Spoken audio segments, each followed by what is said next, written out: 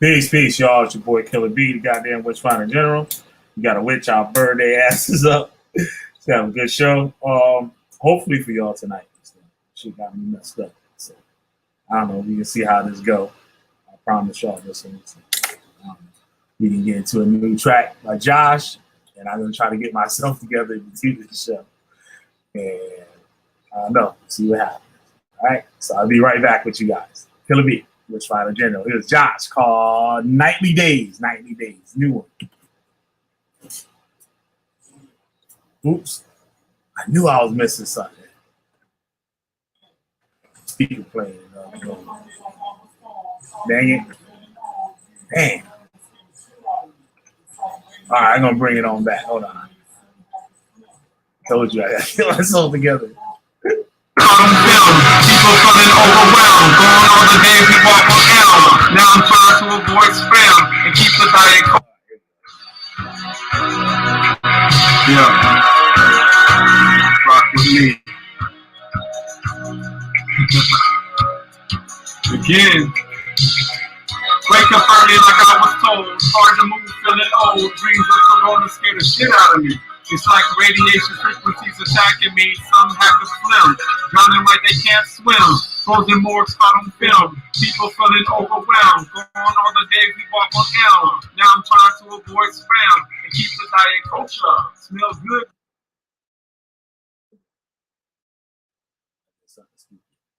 What I don't know.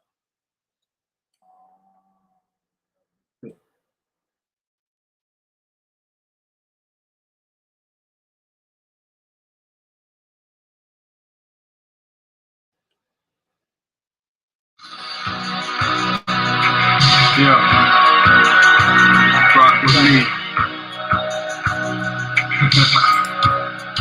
Again, wake up early like I was told. Hard to move, feeling old. Dreams of corona scare the shit out of me. It's like radiation frequencies attacking me. Some have to swim, drowning like they can't swim. Frozen morgues caught on film. People feeling overwhelmed. Going all the days we walk on Elm. Now I'm trying to avoid spam and keep the diet culture. Smells good when the meat's on smoker. Or some of that guava jelly spread on bread like toaster. What kind of setup from the composer? How's the symphony gonna end up sounding? The highs and lows have been astounding. Trying to surround myself with harmony and balance. I'm getting too old for the challenge. Violent minds are ready to be set free. Plagues of society on killing sprees. Is that infinity? Paying no mind to eternal being. Kenny knew about the islands and the streams. We all gotta know when to fold them. Some sooner than others. Never made it to years golden. Exhausted as I reflect on life. Yet to a child with life. It's amazing how much brain power is used. To wander, to think, to wander. We just want to live but can't get sponsors. We ain't trying to be fame monsters. We want healthy lives. Capitalism makes it possible for dreams to die. In some cases, dreams can thrive. When we say we rise, are we mindful of potential fuckery? It's only in this wisdom do I find my luxury. Tired of the hustling, gotta relieve stress from the temple. You need your life pops like that fresh breeze through the window. Hey yo. Feel like the savage land and I'm so wrong. Got Donald Trump looking like a moron. They from Utah like Maroney. Playing saxophone like Clinton and them cronies. My homies know where I come from. Y'all hit the earth, it's like dum-da-dum-dum. Y'all love the sun when it don't burn, man. The heat ready to take a turn, man. The battleship leaves many earn. Work hard to earn, then you learn. Become slaves and chitlin eaters. Hell man want to exploit features. It's Stan Lee, true believers, the Reavers, originally after Wolfie. Tap you on the skull, man. Hiding in more disguises than Tracy Old, man. What they say is good and all, man. Expect the mind like a ball can. The rhymes stacking cylinders like columns. Y'all steady after precious like Gollum. Many say got 'em. Lyrically informed and jot 'em. Possum, ass cats get eaten. Even munch through the goo used to creaking. You were creaking like hearing Kushner speaking. A whole family bloodied up and leaking. Seen it like a movie in my head. You smoke the doobie till it's dead. Now exposed usury from the Fed. See me on the next TED. Lay the speech out like a spread. Hey yo, John from the head. Yeah. Taking it back on the track. Never settle down. This all faces to the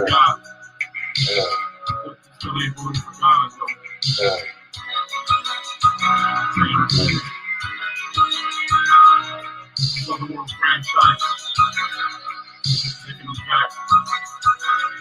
Enjoy it.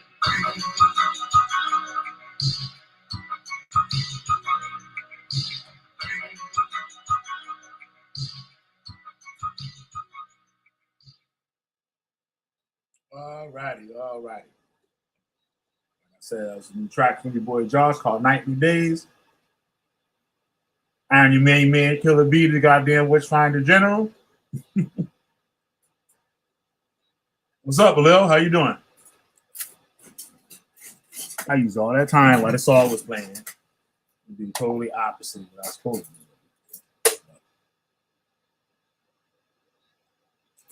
to do. We didn't get this thing going. Trying not to keep you guys too long today. Got a free PDF I'm going to share with y'all tonight after I'm done. I'm doing good, Lil. I'm doing good. Glad to see you out here. So, tonight,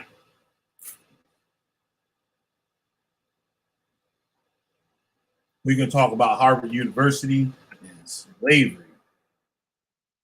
This is going to be another joint I'm going to read tonight. Where's my pencil? So, we could get a little understanding what life was, things that were going on in the Northeast during this time, and how it could have been different than slavery, let's say the Southeast or wherever else in the United States. Harvard was the first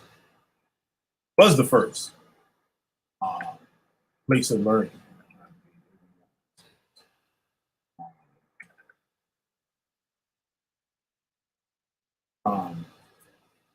Founded in 1636, Harvard was founded. It says as a training ground of aspiring ministers. It capitalized on this early start and became, during the 19th century, the nation's most influential university. And by the middle of the 20th century, arguably the world's, not surprisingly then, Harvard's 4 centuries long career is tightly connected to the history of New England, the United States, and the Atlantic world, on whose most dynamic eastern edge it was perched, notwithstanding a deafening silence on the topic and most references of this great university. Harvard's history entails a whole range of connections to slavery. So,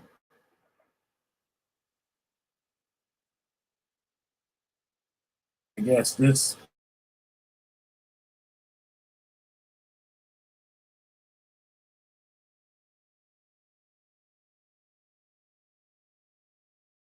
paper was put out.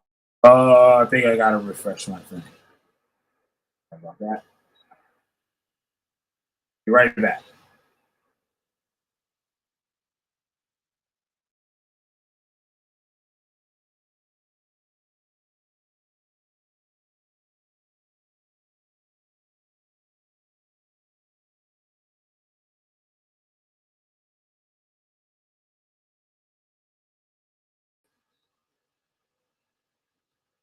All right, I'm back, y'all.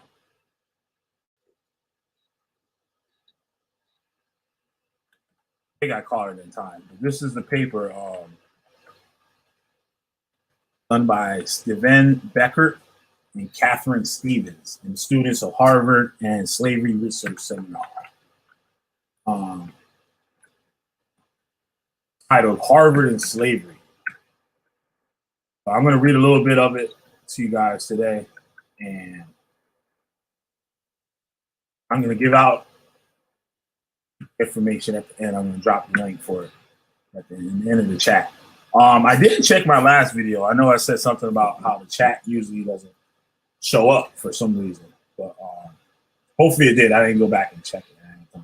But I'm going to put it in the chat so people that are watching, they get it. If you wasn't watching during the live stream, hopefully the link shows up after the video plays. If it doesn't, y'all asked out. So y'all can chill out and get the link, watch and get the link, or I don't know. But I don't give out bullshit. So I give good articles and stuff like that. So I ain't gonna give you no foolishness. All right, let me start this thing here. Oh, I didn't hit a P. Hold on 1 second. Gotta do that.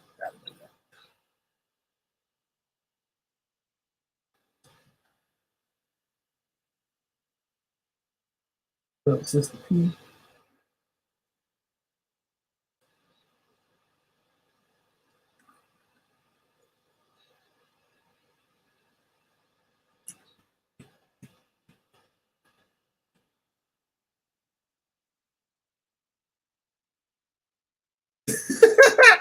Shout out to Siberius. I'm reading with Siberius, Texas just now for the first time.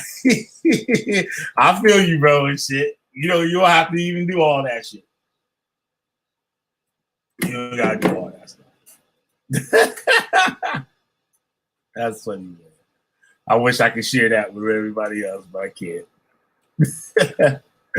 All right, let's get into this thing here. Say the history I'm sorry, I'm screwing it up right from the beginning. Leave it to me. Anyway, I'm bringing it to you. They didn't. So give me my props. All right. The story of Harvard and slavery begins in the era of its founding. By the mid-17th century, slaves were part of the fabric of everyday life in colonial Massachusetts. They lived and labored in the colony. Their owners were often political leaders and heads of prominent families. It should be no surprise that slaves followed the children of that elite onto campus, working in Harvard buildings, passing through Harvard's yard, laboring in the houses of Harvard's alumni, serving as faculty. Off campus, their toil contributed to many of the fortunes that funded the university, right? So this is life in New England. And I like doing a lot of videos and stuff, man, talking in America and talking about like New England. That's where I'm from. So New England is like quite different from the rest of the country.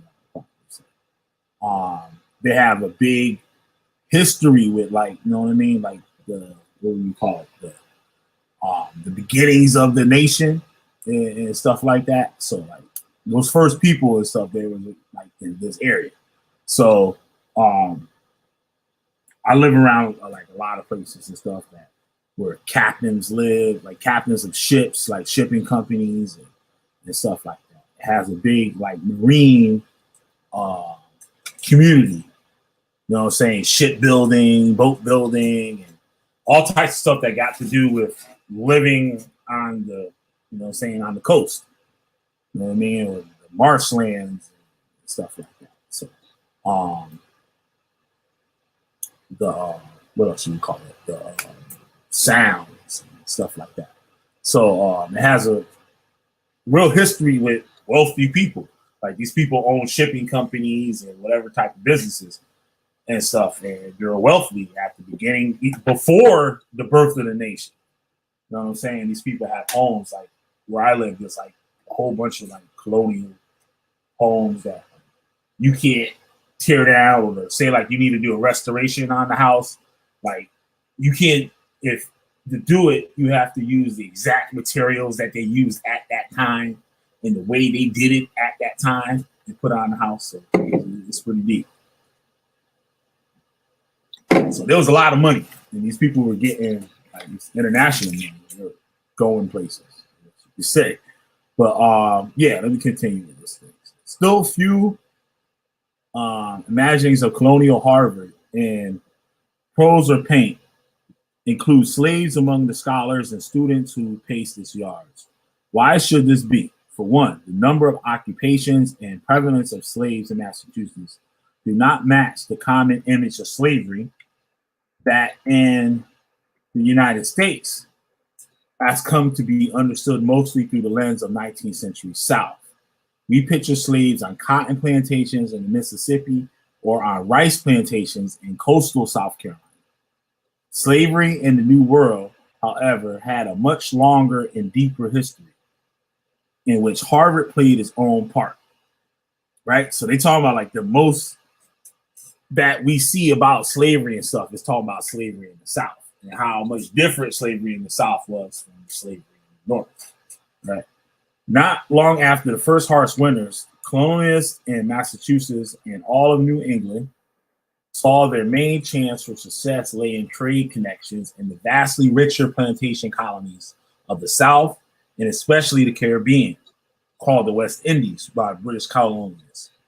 The islands of the Caribbean and the eastern coast of South America were the primary economic engines of the major European empires in the New World. On plantations in the West Indies, slaves labored in large numbers, mostly producing sugar. Profits from selling sugar, molasses, and other products enriched Europe in its New World intermediaries. Though half an ocean away from the Caribbean, the Massachusetts economy was an important vertex of the complicated, vaguely triangular Atlantic trade. For the first 150 years of Harvard's history, slaves not served Harvard's leaders. Slaves labor played a vital role in the unprecedented appreciation of wealth in New England merchants that laid the foundation of Harvard's status as a world-class educational institution. Slavery was legal in Massachusetts until the American Revolution. It should be, wow, okay, so 1776, they made it illegal, I guess. I gotta do another video. All right, it should not surprise us that during these same colonial years, Harvard students were deeply entangled with slave owning. They recited their lessons to slave-owning professors like Judah Monas and obeyed the rules set out by slaves-owning presidents like Increase Mather and Benjamin Wadsworth. They ate meals and slept in beds prepared by 4 generations of the Boardman family, the college stewards, who many slaves likely did some or all the actual cooking and the cleaning. On Sundays, they attended church at the First Church of Cambridge, where they listened to sermons by the slave-owning minister, William Brattle himself, a Harvard graduate in class of 1680.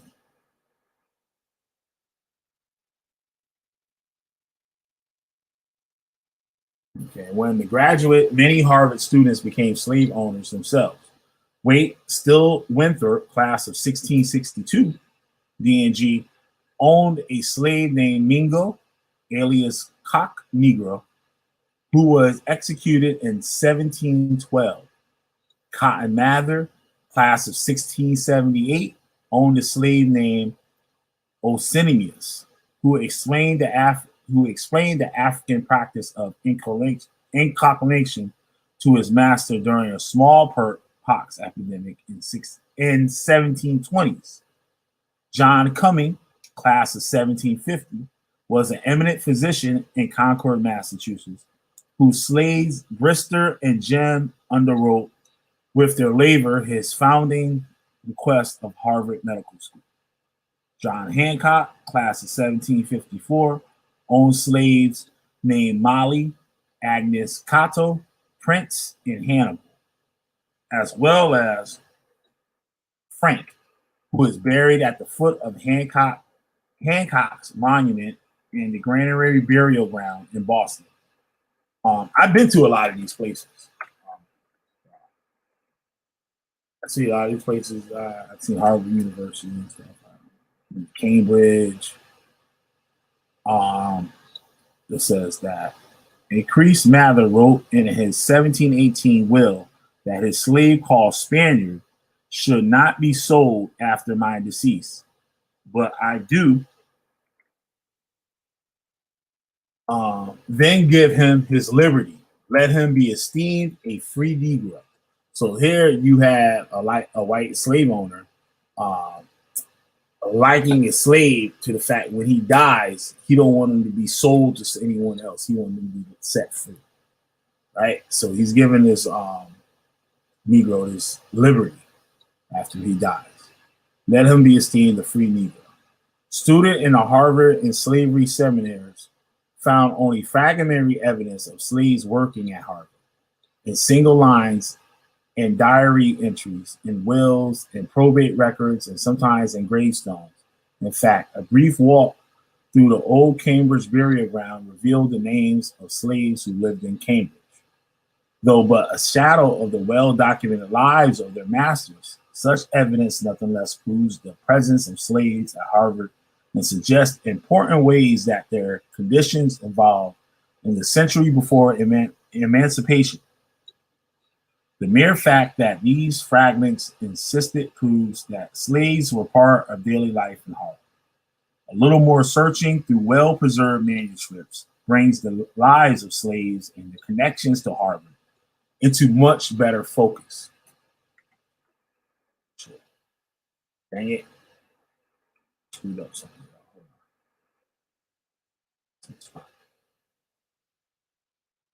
Dang.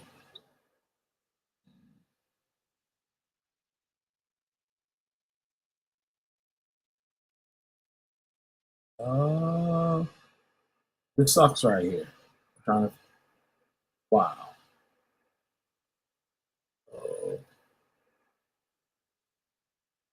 Where I left off.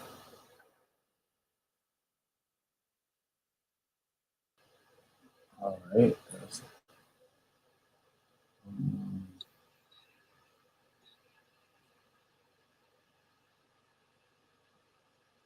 Okay.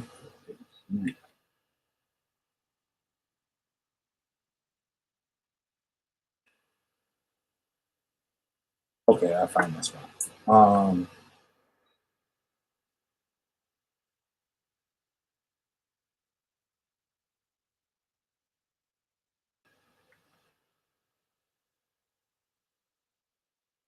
Yeah. I'm trying to find out where I stopped at. I'm sorry, y'all.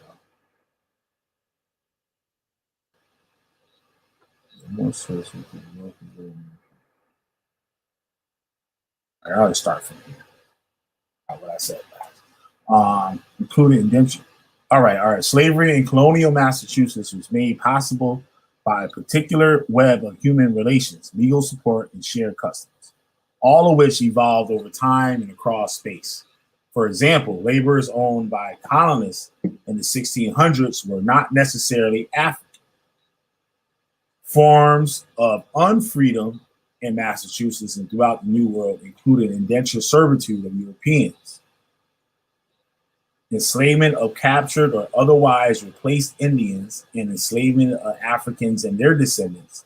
Toward the end of the Pequot War in 1634 and 1638, for example, 48 Pequot captives were distributed as slaves in Massachusetts, while other 17 were shipped off to slavery in the West Indies.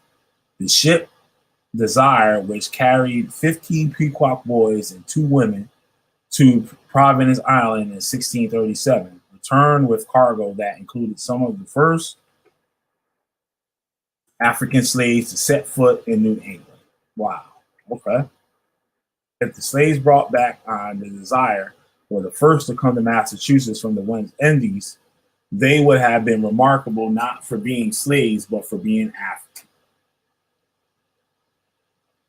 Let me see in the chat here. Hey, Ivory, what's up? Good seeing you. Good seeing you in here. Right on. All right. Back to this.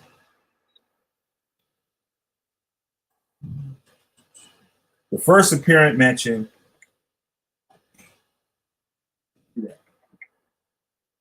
First apparent mention of slaves on Harvard's campus occurred not long after the Desire's arrival.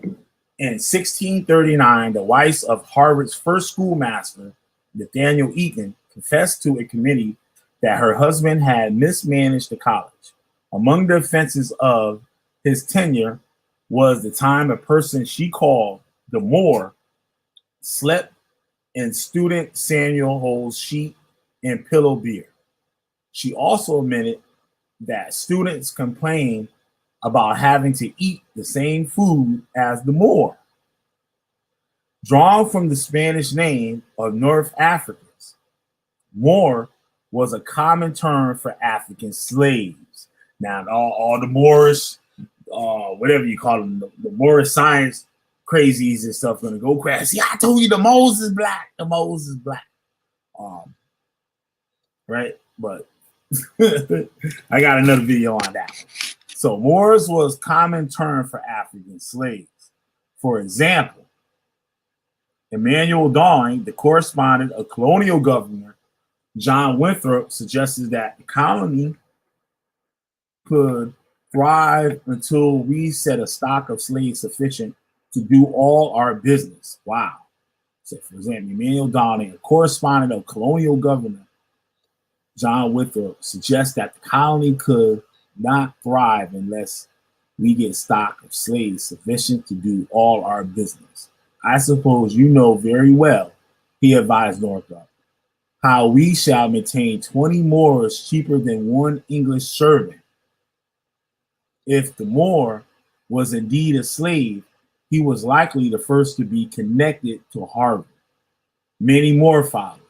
The Moor, an increased Mather Spaniard, were a part of the historian Ira Berlin has called North America's charter generations of slaves. This first generation was part of the Atlantic system that connected Africa, the West Indies, and the colonies of North America. Most were at least bilingual, speaking the language of their birth and that of the colony in which they were enslaved.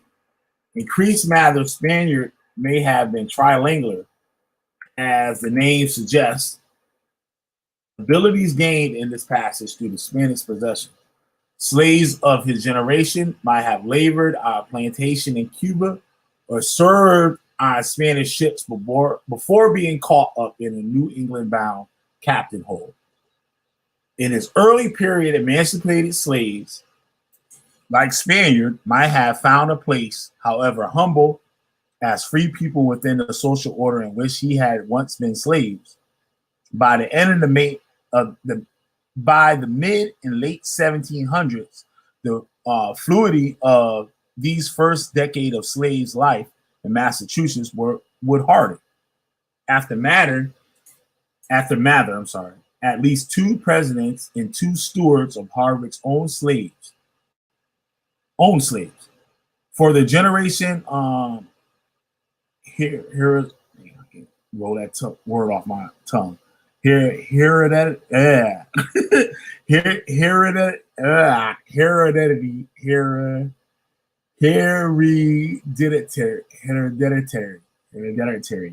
African slavery was more firmly entrenched in emancipation, were consequently much less common.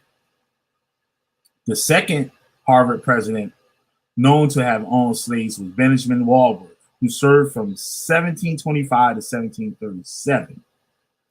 Unlike Mathers, he lived at the college in a home built for his family in 1726. Wadsworth's family owned one slave named Titus, and upon moving into the new house, purchased a female slave. Baptismal records from the First Church of Cambridge revealed that this slave was named Venus. After Titus and Venus, more slaves worked into Walworth's house, now occupied by his successor, Edward Holyoke. Right? I've been to Holyoke, Massachusetts. Badass white chick. In Massachusetts. Goddamn. who was appointed in 1737. His diaries of various members of the Holyoke family mention at least 3 different slaves: Juba, Cattle, and Bilhah. In the entries, they appeared running errands to Boston, sometime falling ill and often being counted in yearly family weigh-ins. Slaves like Venus, Titus, Juba, Cato, and Bilhah were both part of colonial societies and separate from it. They would have done important household labors like preparing meals, maintaining the house, and tending animals. As the Holyoke Diaries attest, they frequently accompanied members of the family who were traveling into Boston. They would likely have known other slaves living in Cambridge. In 1747, for instance, Juba married Cicely, a slave owned by Judah Monas, Harvard's professor of Hebrew. Wow, so that's a Hebrew professor in Harvard that owned a male slave that married Juba. Or no, female slave. Juba was a male.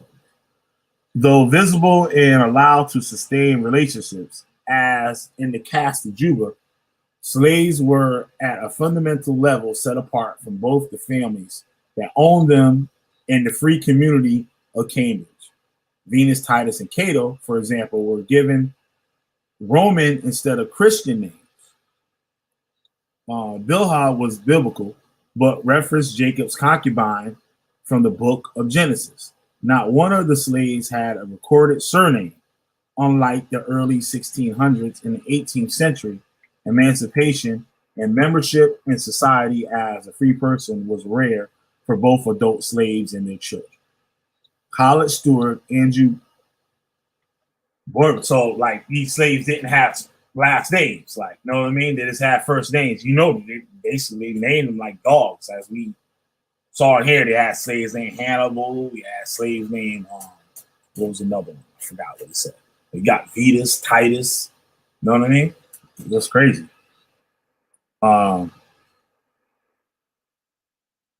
College steward, I think that's where I left off. You guys will be all right. You'll get it afterwards. College steward Andrew Boardman, for example, kept Jane, the daughter of his slave Rose, until her death in 1741. Perhaps due to growing numbers, slaves in late colonial Massachusetts increasingly had their mobility curtailed by city ordinances. The faculty and administrators of Harvard created their own regulations to maintain clear lines between slaves and members of the college. In 1740, they buried a slave named Titus, possibly the same slave once owned by Benjamin Walworth, from entering the college and associating with any of the students. In daily accountable and often unnoticed ways, these slaves supported life and learning on Harvard's campus. They left their mark in the historical record because of the work they did, their roles in the larger community, and also, ironically, because of their value and property. Evidence of their presence survives to this day on Cambridge streets. Among the epitaphs in the old Cambridge burial ground are one for Jane, a Negro servant, to Andrew Boardman, Esquire, died March 11th, 1741, aged 22 years and 3 months. Walworth's house, where Titus, Venus, Juba, Cato, and Bilhah lived, their work still opened its front doors onto busy Massachusetts Avenue and its back rooms into Harvard's campus.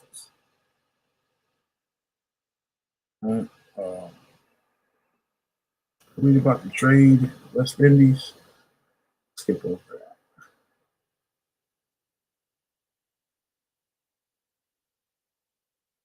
This is a good one here. Slavery and law. Hold on. One second. Oh, man. All right. Slavery and law.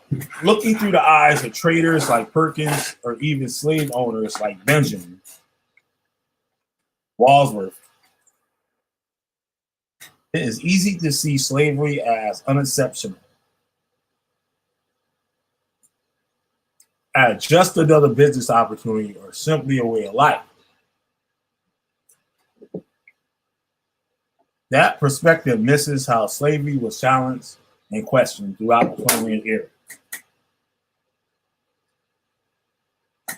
Not least by slaves, public debates, private doubts, and resistance on the part of the slaves meant that slavery had to be actively supported by law and social custom. Perhaps caught up to revolutionary spirit of the time in 1773, Harvard held a public academic debate on the legality of enslaving Africans. Now, this is for the birth of the nation, 1773. Yeah, Harvard held a public academic debate on the legality of enslaving Africans.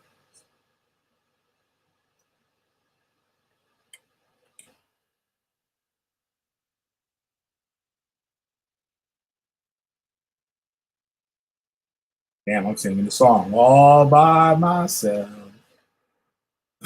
Well, somebody came back. All right. Peace for stopping in. Peace for stopping in. Let me continue reading here. So in 1773, Harvard held a debate on the legality of enslaving Africans.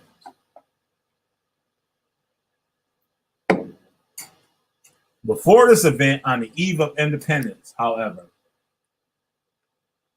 Harvard's chief accomplishment was the training of colonial leaders whose thought, legal, institution, and cultural dominance ensured that slave disobedience never seriously threatened the social order.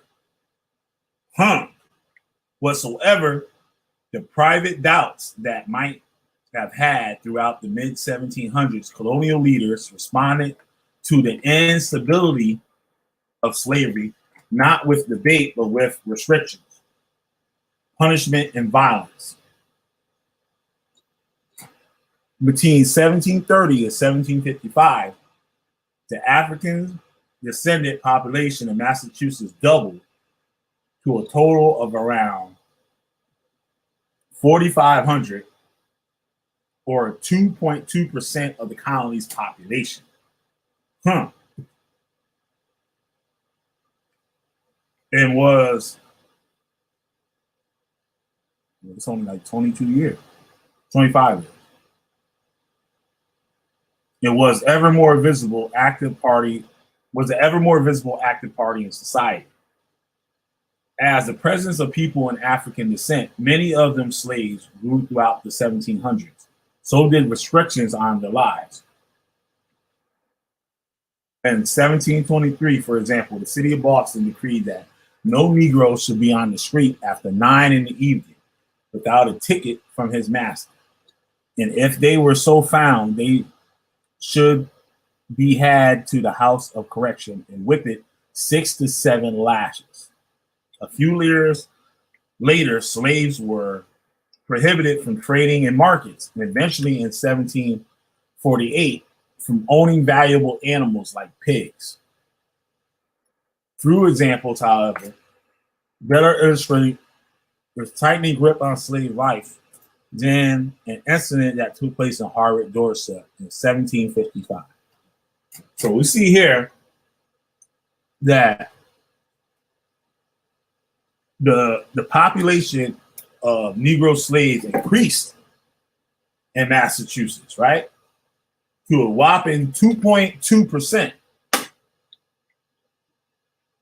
which is like I say probably out here, that would be like the Asian population. Like there ain't a lot of them, but you see them. Like, know what I'm saying? They're enough to see.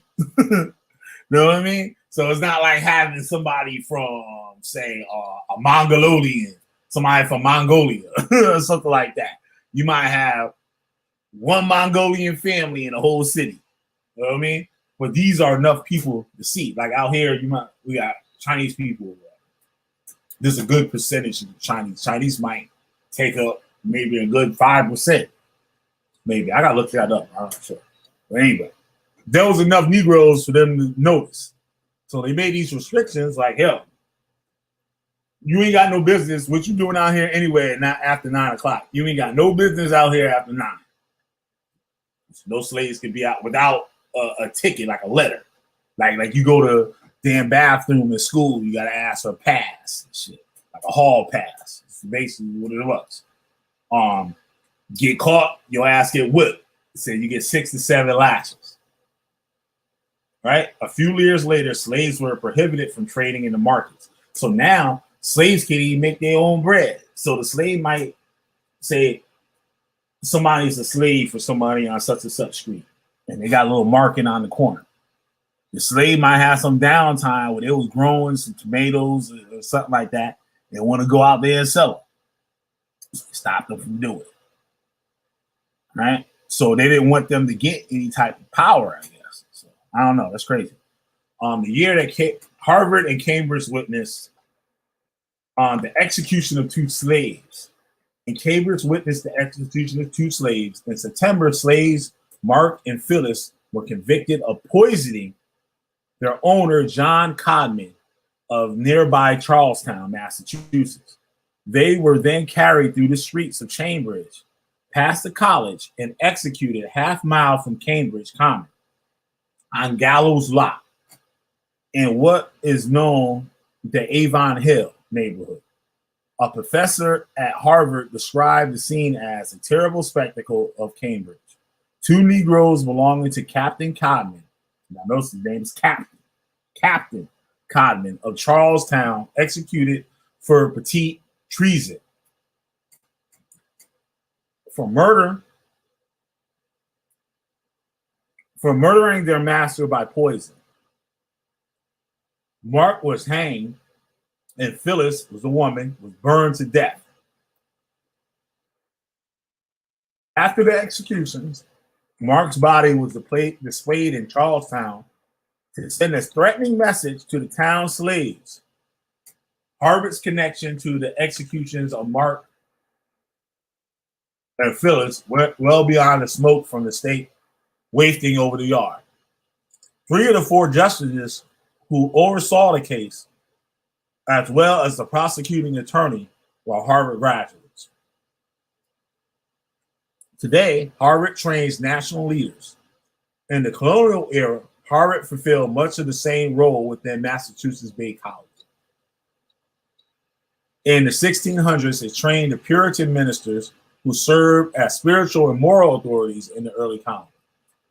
In the 1700s, Harvard graduates increased use their accreditation to pursue law. The 3 justices and prosecuting attorney in the trial of Mark and Phyllis exemplified this type. Harvard was their stepping stone into the leadership class of the colony. As members of Massachusetts Superior Court, Justices Stephen Sewall and Benjamin Lynn Jr., Chambers Russell, and Attorney General Edmund Throwbridge had reached the highest echelon of colonial government. They brought down the fullest force.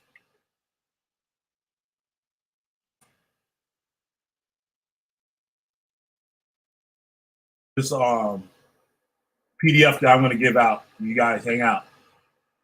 It's going to have some actual clips from the newspapers that talk about this stuff. This power are Mark and Phyllis using extreme public violence to discourage threats in the social order. And interestingly, Mark and Phyllis were not tried for murder.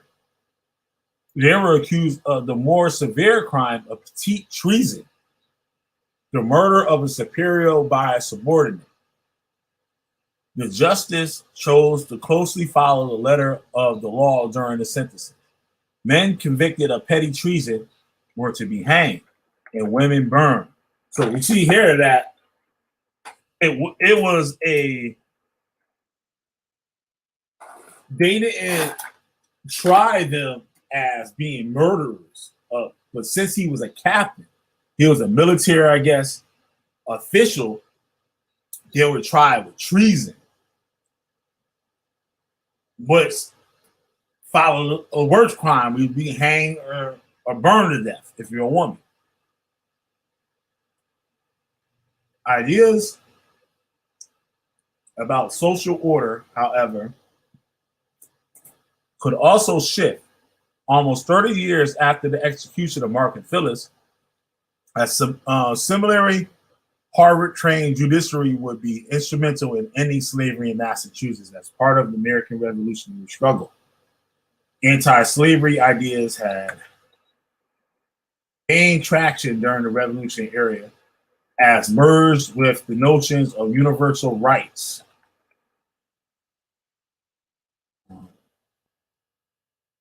And the social upheavals of removal colonial rule. Even still, the new Massachusetts Constitution of 1780 did not explicitly outlaw slavery.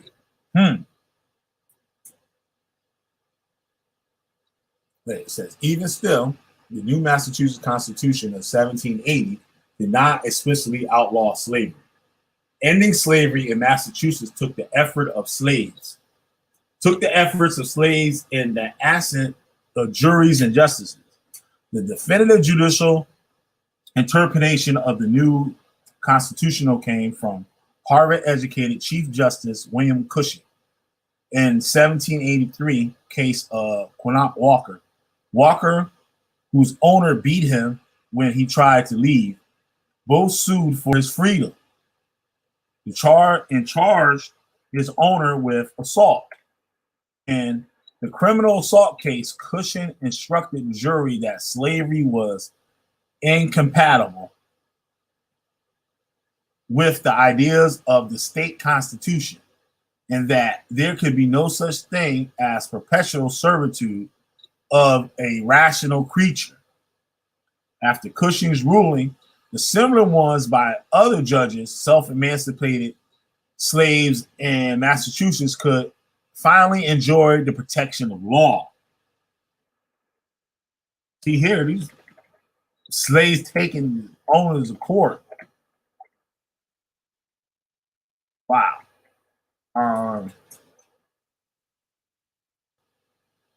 What part am I reading next here? I'll put the link in the chat too. See if anybody want to hop on. Yo, what up, Siberians?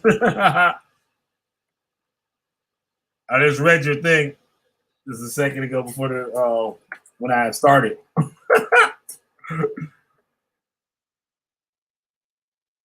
Do something to homeboy.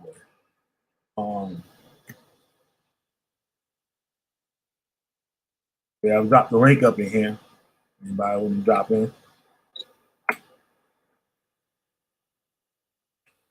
All right.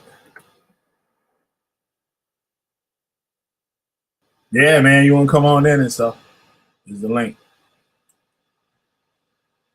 All right. We do this? Nope. Skip to another part.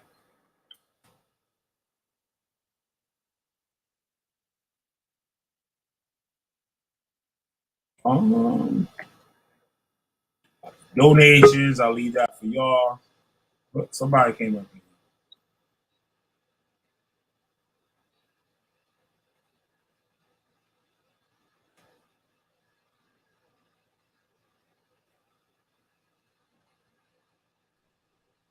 Hey, what's up, dude? What's up, man? Can you hear me? Yeah, I hear you fine. What's going on? Okay, great. Nothing much, man. Just been a while. I don't know nothing on the subject, but just wanted to say what's up, man. Yeah. Yeah, it was a PDF I read like a few weeks ago. And I said, hey, this would be a good for a show. So basically, it's talking about the role slavery played like in Harvard University, like how there were some presidents of the university and stuff that owned slaves. The university also got a lot of donations from slave owners. Yeah. And their children was brought there. Like a lot of wealthy plantation owners and plantation owners from the Caribbean and stuff. They would take their kids, they would send their kids to Massachusetts to learn at Harvard University. And in some cases and stuff, some of the kids, the students, they had their personal slaves too. You know what I mean? To help them, like, you know what I mean? You might be sitting right next to him in class. And like, yo, he carried his books. And like, you know, this dude will carry his books. That the slave carried the books. Or like, you know what I mean? Get some tea or whatever. Go get me some tea from over here. They had their personal servants. And it also talked about how Harvard, if I'm not mistaken, I know I skimmed through the article before, that the school had debates on whether slavery was legally right, and they played a big role in keeping it going, but they also played a role in, you know what I mean, doing away with slavery. And it showed us like how the school, like, you know what I mean, kind of played both sides of the fence, sort of, and helped at some periods of time. They helped push slavery in some periods of time. They helped get rid of it, and they produced the people that passed a lot of the laws and stuff like that to help slaves. Yeah. You know what I mean? Awesome. So that sounds like a very specific, tucked away piece of history there, or part of history. Mm-hmm. Yep. I've never heard anything about it except until now. Yeah, and when you hear about slavery, you usually hear about slavery in the South. Right. You know what I mean? Like the picture of slavery is in the South.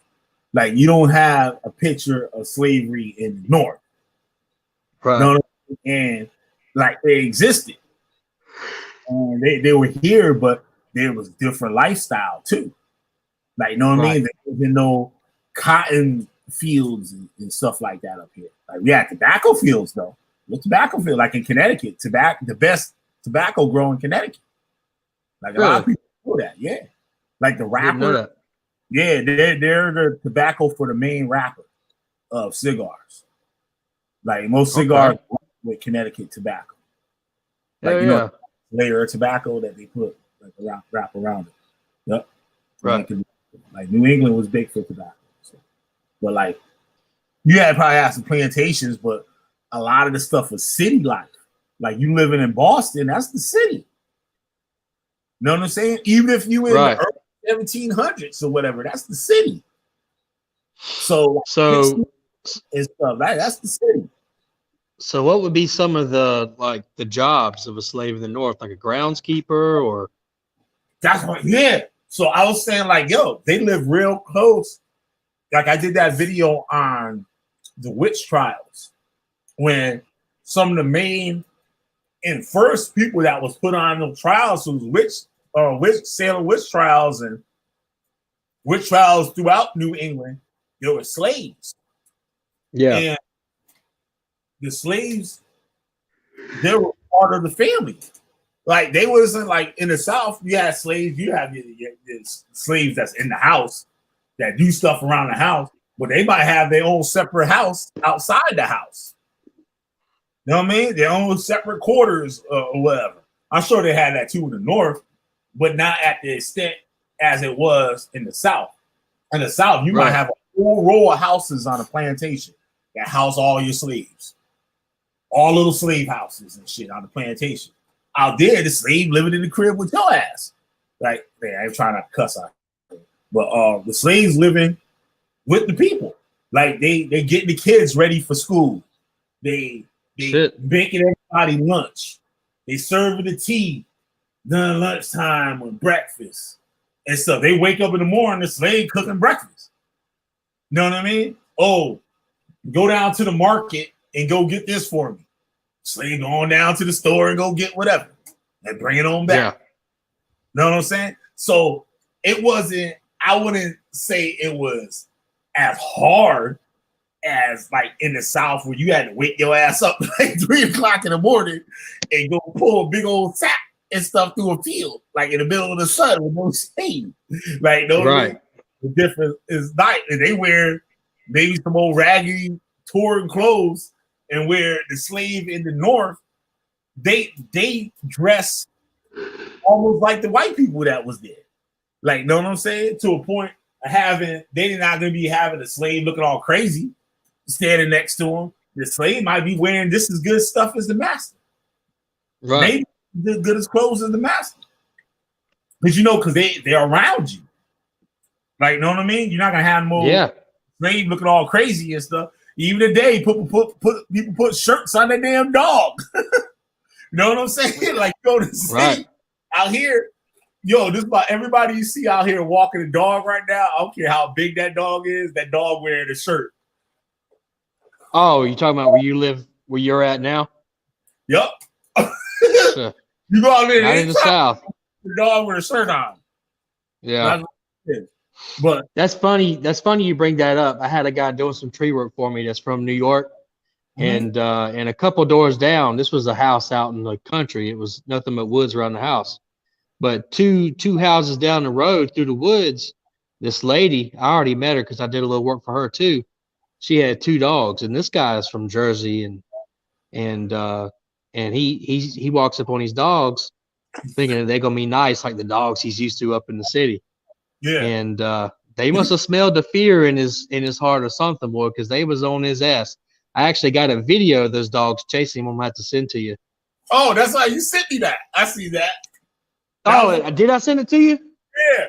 And he went Yeah. that dog's like yelling at the dog. The dog came. He's like, oh shit. Yeah, they wanted his ass. I said, these ain't no city dogs. They used to run in these woods, man. They'll get into you, man. They chase cars on a daily basis. Yeah. They chasing cars and shit. You run away. Oh man, but I didn't get the first one on video because they was really on his heels the first time. That shit was hilarious. That's funny. Yeah, man. The slave culture, slaves might know other slaves that owned by different people. That is what a slave got married to another slave from another owner.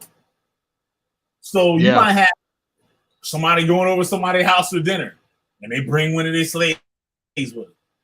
And that slave, while they eating and stuff, your slave sitting there chilling with the other person's slave. And Well, what year is all this taking place? This is before the birth of the nation. I'm talking about 1600, 1700, before 1776. Right. Okay. Man, savage ass times, man. Yeah. And it said like slavery was abolished in Massachusetts and like during the birth of the nation and stuff. Like it was illegal. So right now you got free slaves, you got black people walking around, prancing around doing what they do. You know what I'm saying? In the north, where people in the south, they was still slaves. You know what I mean? Like these people walking around. What movie was that? It was something that just came out. It was like a slave movie. 12 Years a Slave? I don't know if that was it or not. With a girl. That's the one that comes to my mind. No, I know what it was. It was the Harriet Tubman movie. It was the Harriet Tubman movie. Okay.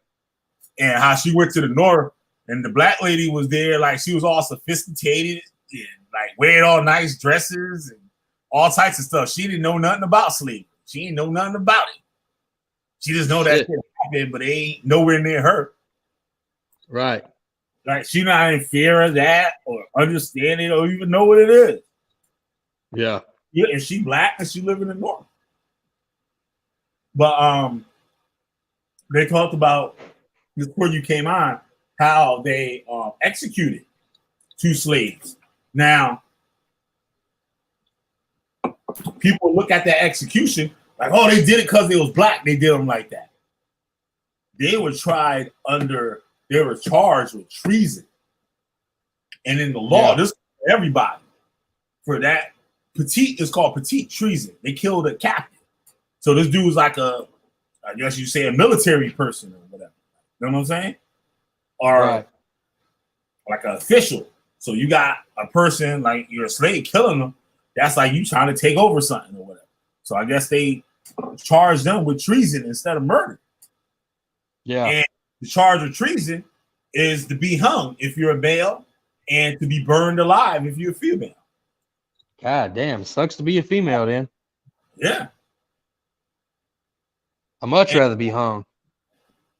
Yeah, that's crazy. God damn. Well, hey man, I'm actually at the gym right now. I was stretching whenever I found you. You was live, so I'm gonna jump off here, but I'm gonna be in the background listening to the lesson. All right, no doubt, no doubt. Thanks for coming out, All right, man. brother. Yeah, All man. right. Of course, I had to show my face. All right, man. Yep. No doubt. All right, bye. All right. Yeah, that's my boy Siberius. Let's get back to reading this thing here.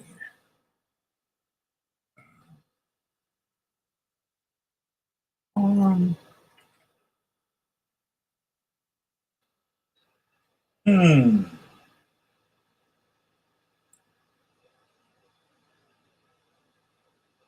Let's go with this. Politics of slavery at Harvard.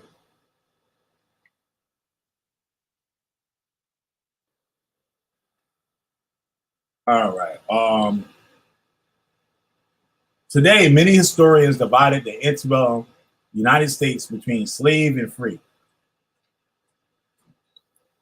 Damn, I wish I was knowing these three sugar babies and shit. They fucking up my whole show. Just hear me gnawing and shit.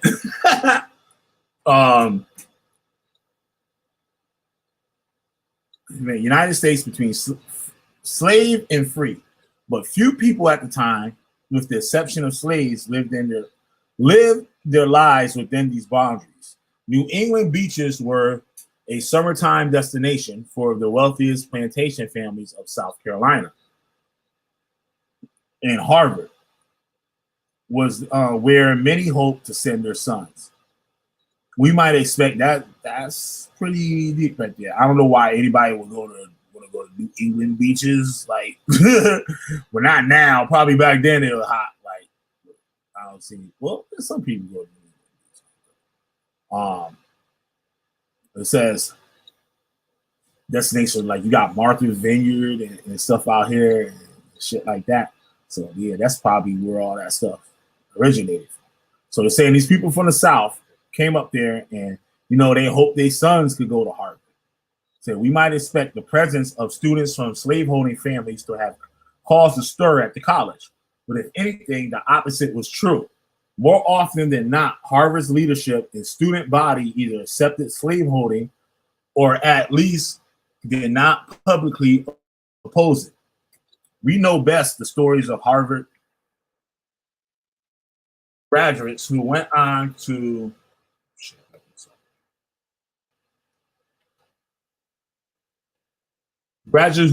become abolitionists, leaders such as Thomas Wentworth Higginson, Theodore Parker, Charles Sumner. We know less about the students who came to Harvard as slaveholders and embarked upon the careers of mastering slaves upon graduation. Just like elite families in Boston, many of South Carolina's first families sent their sons to Harvard. As Southern students were criticized or shunned because of their families' own slaves, they rarely wrote about it. More records show students from slaveholding and non-slaveholding families coalescing into one Harvard student's body, voluntarily sharing meals and housing. Only for a brief period in the contentious 1830s did students seem to form a special Southern club. Otherwise, they were remarkable not for being Southerners, but for their successes in Harvard's social scene. Each year, 2 or more of the 8 to 10 students selected to be part of the Harvard's most exclusive social club, the Porcellian, came from Southern families. Between 1791 and 1845, 39 Porcellians hailed from Charleston, South Carolina, a long-standing cultural capital of the slaveholding South. Other Southern students were acclaimed by the broader student body. North Carolina James Benjamin Clark, for example, was elected class orator by his fellow student in 1855. 6 years later, he would fight in the Confederate Army. Southern student successes did not make Harvard as an institution or advocate for slavery. Rather, their popularity revealed that slaveholding was not taboo. For many students, even those from northern families, slaveholding was was not a reason to cut off friendships, eat at separate tables, or join separate clubs. Slave owners were part of the nation's elite. And for members of that elite, the ownership in human property was unacceptable, unexceptional. Harvard, moreover, was hardly unique for accepting slaveholders. In contrast, anti-slavery activists, especially those who call for immediate abolition, were outcasts for most of the antebellum era. In 1835, for example, city leaders, including the mayor of Boston, attended anti-abolitionist meetings. Wow. Earlier that year, a crowd gathered into the city to prevent British abolitionist George Thompson from speaking at a meeting of the Boston Female Anti-Slavery Society. To the Boston Gazette, the women in attendance were merely a group of 30 to 40 deluded females. Only by the late 1850s did anti-slavery actions become more acceptable in the mainstream. Even then, calls from Harvard campus for either, I'm sorry, that's a spot. Dang it.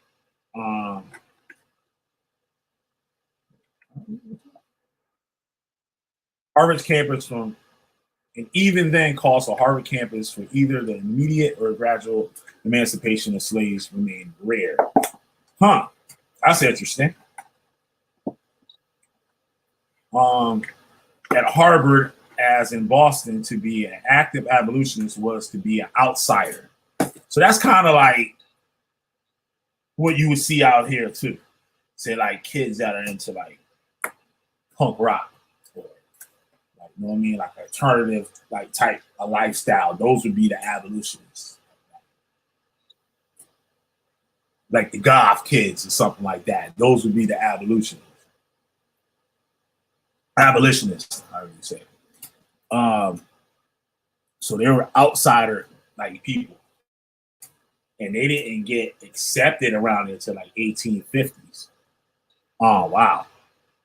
Both founding members of the Cambridge Anti-Slavery Society and attendees of other anti-slavery societies in the area, John Ware, Henry's brother, described the reaction of Henry's actions by friends and colleagues. Many of his warmest friends and friends of the university wrote Ware remonstrated with him very earnestly. Professor Ware was apparently told to avoid any such entanglements with the exciting movements of the day.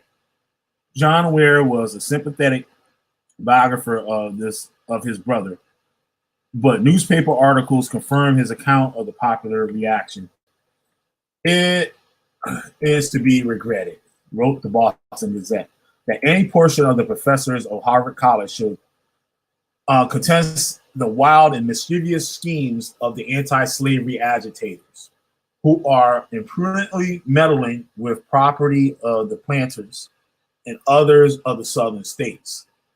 The Gazette went on to single out foreigners like Professor Charles Folin, who had fled political persecution in Germany. Members of the clergy like Ware, the paper suggested, would be severely rebuked for their impertinence and folly. Thus pressured, Henry Ware Jr. left the Cambridge Anti-Slavery Society and kept his position at Harvard. Charles Folin, in contrast, stuck to his beliefs and left college when his professorship was not renewed in 1835. In later correspondence, Harvard's president at the time, Hosea Quincy, maintained that neither professor had his job threatened on account of anti-slavery activities.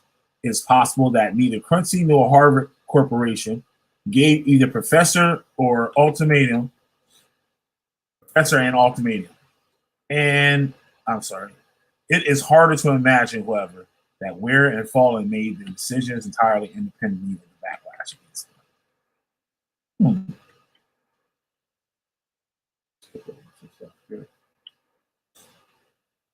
Oh, this is good here. Race science. I think I'm going to end on the race science. So read that, get the hell out of here. Give you all the rest. So quite some more pages and stuff.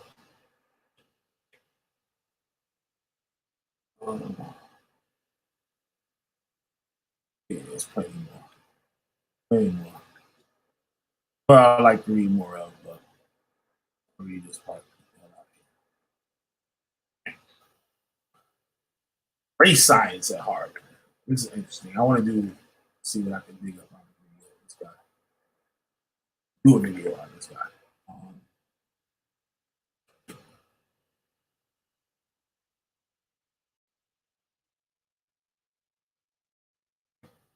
Well, I'm going to share the post. All right.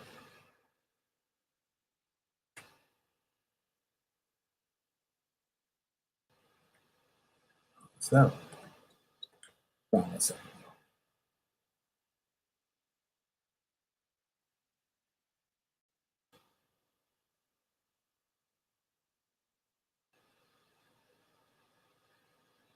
Huh. All right, whatever.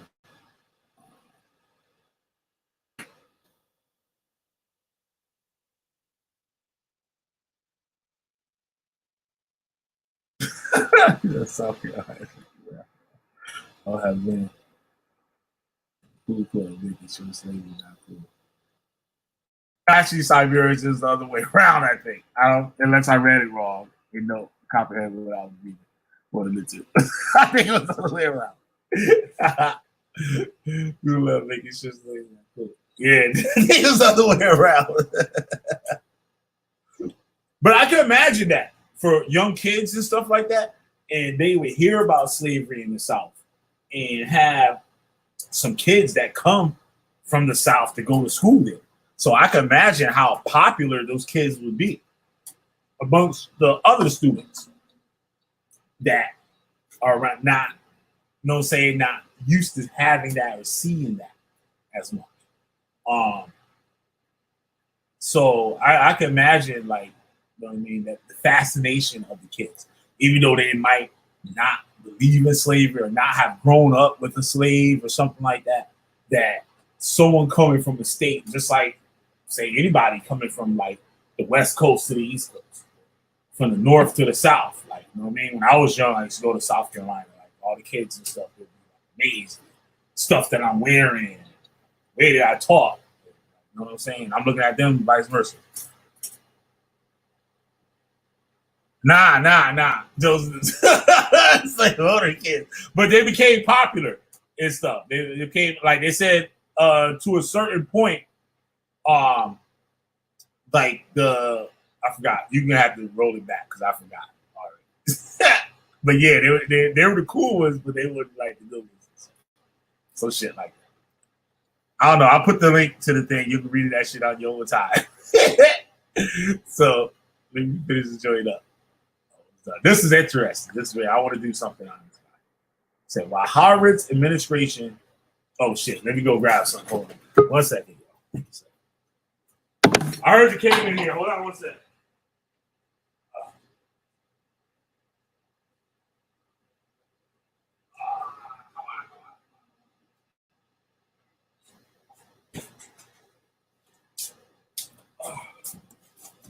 All right. I'll let you in. Hold on.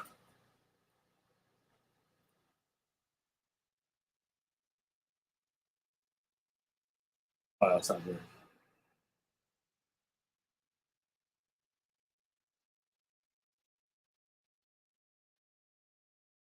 All right. Here you go. Hey, man, you fucking my education up, man. I gotta jump back on real quick and get this straight.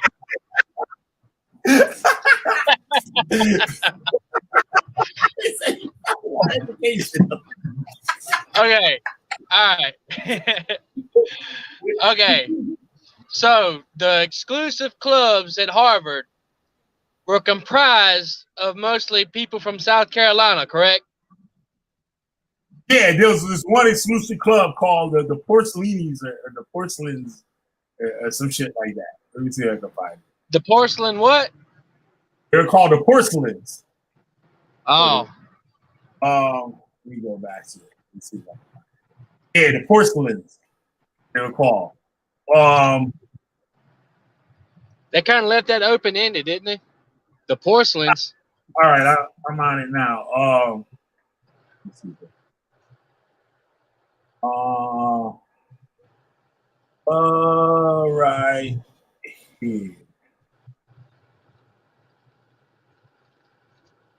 All right. It says, otherwise, they were remarkable not for. Oh, okay. Here we go.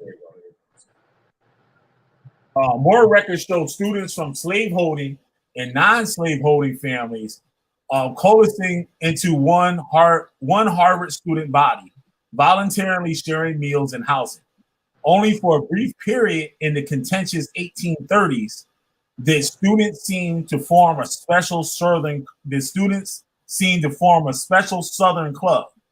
Otherwise, they were remarkable not for being Southerners, but for their success in Harvard's social scene. Each year, 2 or more of the 8 to 10 students selected to be part of Harvard's most exclusive social club, the Porcelains, came from Southern families. Between 1791 and 1845, 39 Porcelains hailed from Charleston, South Carolina. So, in other words, the guys from South Carolina were fucking all the damsels. Yep, pretty much. That's what that means, man. They were cool as a motherfucker, man. That's what it means. Yep. No surprise, man. They're cool as fuck down here. Yeah, they said other Southern students were acclaimed by the broader student body. North Carolinian James Benjamin Clark, for example, was elected class orator of the special fellow student in 1855. 6 years later, he would fight in the Confederate Army. Shit. Well, so you see now there were slave holders' kids that were going to school at Harvard, but when the Civil War break out, they taking their ass back down south and go fight in the Confederate Army. Damn. Fighting for, you know what I'm saying, their land. Yeah. But you know what I'm saying, their schooling and stuff was up north. So right. It was like how north was free, and it said like Massachusetts was free, and it said like 1776. It said like basically the birth of the nation. It became like a free state. So even though it was a free state, people were still getting money with the South. Right. Know what I mean? They might not even agree with it, but like shit, we getting this bread. Like it was business. Yeah. Like I'm not gonna have these slaves, but these people do, and this is how I make my money. So this is just what it is. Like it is what it is. Yeah, you know, and that's the thing, man. If we were born back then, our mindsets would be totally different. You know, it was just a savage fucking time back then. Yeah, and like everybody was a party, but it's just with different shit. It's with a lot of good stuff. Like this stuff. Look how the United States looked when they gave the civil rights before at the signing of the Civil Rights Bill. Right. I can imagine white folks would fucking losing their goddamn fucking mind. You telling me I gotta go sit up in that motherfucker with this motherfucker sitting up in here? You know what I'm saying? That's just like with anything. Like it's just like a time, like a process, and like things start to change and evolve. And then you get those people's children being born, and they looking at their parents or grandparents like, yo, y'all bugging. What you mean you can't sit up in there with them? Like, know what I mean? And they looking at them all crazy. But then those people go off. And now you got the new generation of kids. They think a certain way. And they might not like something else. And then some law gets passed where some shit they don't like. Just like music. You know what I'm saying? That with Elvis and shit, that was the devil motherfucking music. That ain't the devil music now. Like, know what I'm saying? Shit. Yeah. Listen to the motherfucking Chicago rappers and shit is the devil music. That's the motherfucking devil music today. Yeah, shit. We literally have devil music now. Shit. On that. So, yeah, that shit's crazy. So, yeah. With time, like a lot of shit we don't like. When 20, 40 years from now, ain't none of that shit gonna matter. People gonna be looking at us like we crazy. Yeah. Like we see somebody walking down the street, like a dude or something, walking down the street wearing a dress. We looking at that motherfucker like, oh shit, like what the fuck? Like, know what I'm saying? 40, Was that Will Smith's son? yeah. Perfect example. He was going for that whole genderless thing. But that's gonna be the future. The future is probably gonna be a genderless society. Very well could be. You know what I'm saying? The genders are always gonna be here, but it's not gonna be categorized. Yeah. Like, you know what I'm saying? Like you work for a company or something, right? Mm-hmm. And a woman going in to get a job, they're gonna give her what we call a woman job. Like, you know what I'm saying? She might be the person that put the stickers on the boxes. and all the dudes got to be lifting up these heavy ass boxes and shit and bringing them over somewhere and stuff like that. But all the women do is just sit there with a little thing and shit, just put stickers on shit. You know what I'm saying? So like, and I worked places like that when I was young. I'm like, what the fuck kind of business? My ass getting paid the same as me, and all she got to do is put some goddamn stickers on the fucking box. And my dumb ass here, I look around these big ass motherfucking boxes. Yeah, you know, I give them. They ain't gonna make them do that shit. Right. I'm definitely, you know, as far as that's concerned, and in the line of work that I do, I mean, most women can't do it because of the physical demand that it takes. They're like, I know a chick though. I was thinking about that 2 nights ago. Yeah. Like tree work is like Florida there's now. There's a lot of grown men that can't do tree work, you know? This chick can do that shit. Chick climb trees and all that shit and cut that shit down. Oh yeah. I'm not saying there's not a woman out there that can't do it. There for sure is. Yeah. And knocking doors from solar too. There's some women that can do that real well.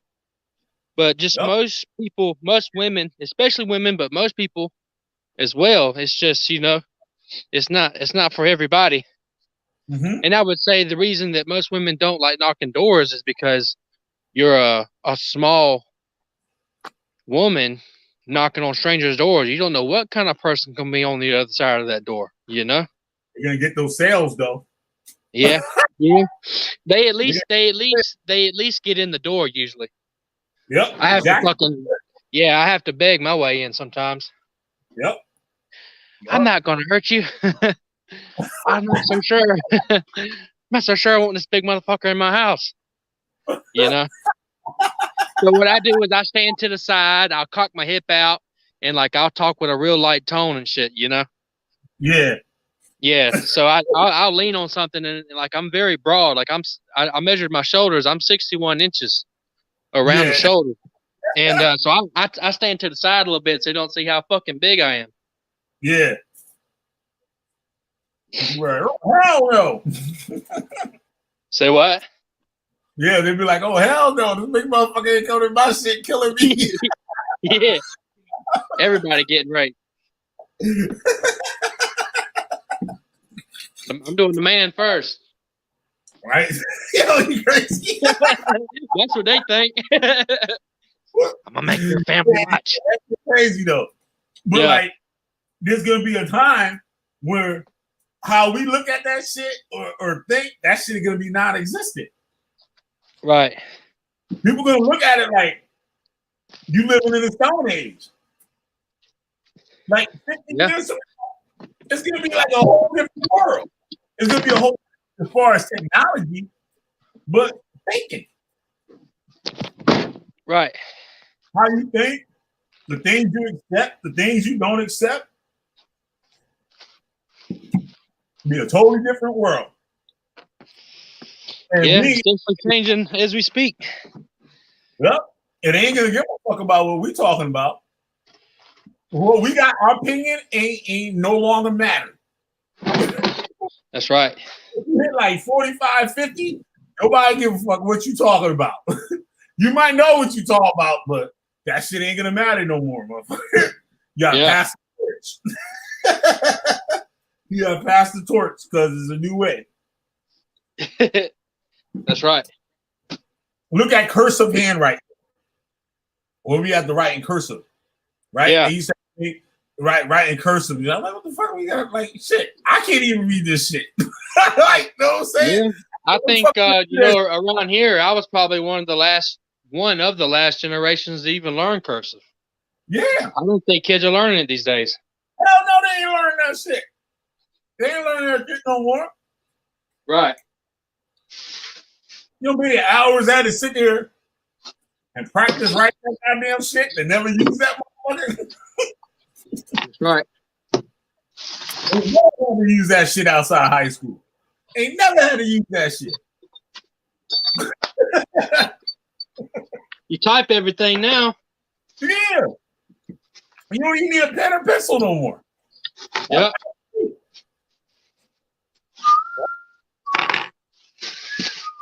So, like, yeah, the things like you can imagine like how people thought about certain things and stuff. Yeah. So, like, even like how some people like I was talking about with the thing, like the people that lived in Massachusetts, it might have been a free state, but it don't mean like there wasn't people in there that opposed like slavery or like, you know what I'm saying? Oh yeah, everyone was still fucking racist for sure. But then again, not everybody either. You know what I mean? Just like the South. Because most of the slave owners, you had to have money to have a slave. So Right. the poor people out there, they didn't have no fucking slaves. And they was the main, they said they were the main was mad after slavery was abolished, because now the slaves are taking the jobs that they had. Same Right. thing, like with New York, Boston too, I believe. Like when the immigrants and stuff came here, a lot of them didn't have skills, but there were people that already was here. They had the skills, so these people couldn't get no jobs. Like, yo, you don't know how to do this shit, so like you gotta make do however you do it. So once they got in, they solidified their spot. Look at the police department and stuff now in New York City, in the fire department in New York City, all Irish and Italian. Not the all, because you know there's a lot of Black and Hispanic and stuff, policemen, but everybody know that the police is for Irish people. When they have their little hot burials and stuff, they wait. Yeah, they got the bagpipes and shit, right? What you said? So they got the bagpipes and shit going, right? Exactly. Yep. Yeah. We got the Italians. Same thing in Boston. Boston, all Irish and stuff. Like, you go to Boston, Boston is one of the racist cities in the motherfucking nation. You go somewhere in Georgia, Alabama, and shit is racist as motherfucking Boston. Boston is racist as a motherfucker. I only heard stories about Boston until I went there myself. Uh-huh. And I was like, oh, shit, this shit crazy as a motherfucker. I was like, what the fuck that? Like the motherfucker's like, yo, motherfucker, yo, straight like that. This is what it is. And I had a relative from Massachusetts, and he came down here and like just our normal movements. Like he was like, what the fuck is y'all doing? You going over there? I'm like, oh yeah, I'm going over here, motherfucker. Fuck around with you. Like, yo, we don't do that shit out here. Like we stay over here, they keep their ass over here, and these other people they keep their ass over there. Damn. Yeah, I had a client, right? And I was doing my sales rep thing. I was talking to dude all the time. Like we be talking about old school, like skateboarding and like fucking punk rock music and all types of bullshit, right?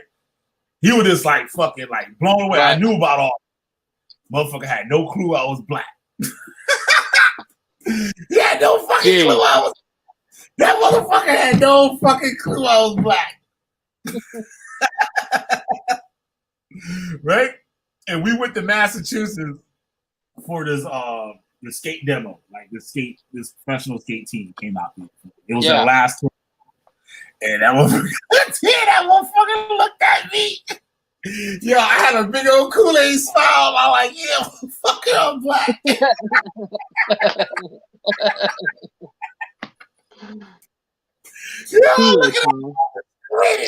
Yeah, I was grinning like a motherfucker. My boy, like, he looked at my boy and said, my boy was like, yeah, motherfucker, he black. Yo, that shit was so priceless, yo. But he was the type of person that you wouldn't even think would be racist. Like, you know what I'm saying? Like that. Right. And it's like, that shit was crazy. Like, he was into shit. Like, you wouldn't think a racist, you think a racist eat meat and shit. This motherfucker was vegan. Right. Like, no, he had like what do you call it? Is that the word for the yuppie or like the yuppie or hippie type sort of lifestyle or whatever, and be like that. That shit fucked me up. It even fucked me up. Like, I'm like, God damn, motherfucker. I like, you like all this shit as all anti-racist, but your ass racist and shit. That motherfucker looked at my ass. Yo, I never got an order from that motherfucker since. Never got one order. Fuck him. Yep. Well, never order. You know, where's the line drawn? Now, I'm not picking any sides with this, but where is the line drawn between?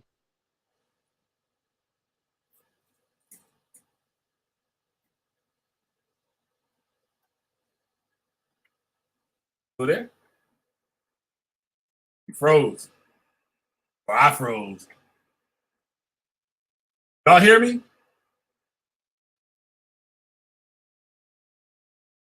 I don't know if I froze or you froze, man. Hold on, I'm gonna refresh. I'm gonna refresh my joint.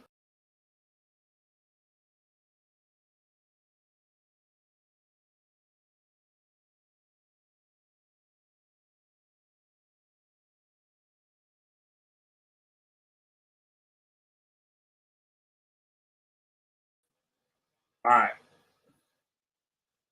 Still there? Oh, he dropped off. All right, come back in. That was a good one. How you gonna bounce out on that, yo?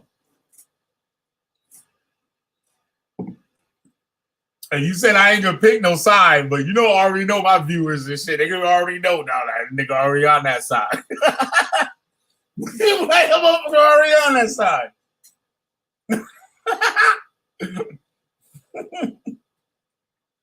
But he'll hop back up in here. Let me get this link. I'm basically done anyway. I wanted to read that thing though.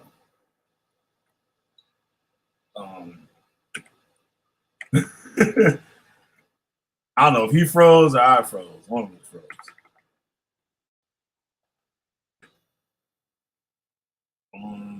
Here we go. Check this shit out. This is what this dude. There's this guy. He was like a Harvard professor. He did studies on the difference between black and white people. Right? In the United States, that justification came to be based mostly entirely on the idea of black inferiority. Initially, the first Africans enslaved in the New World were considered heathens and war captives. Their enslavement was based on culture and religion. And many were freed upon converting to Christianity. Only later, as Africans became the majority slave population, did blackness become the basis for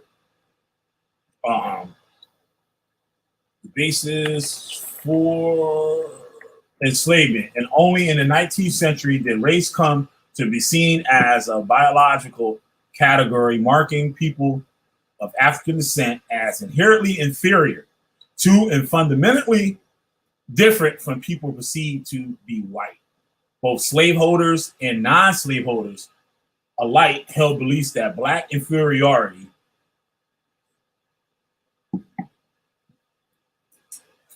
in the 1850s.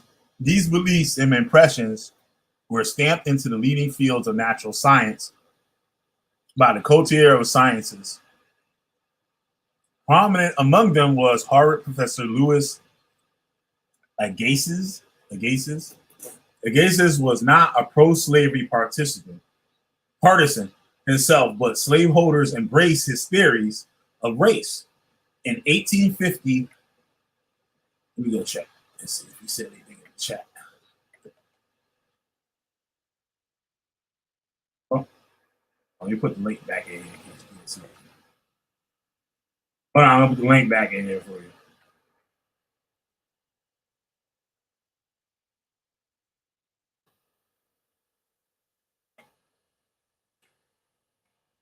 All right.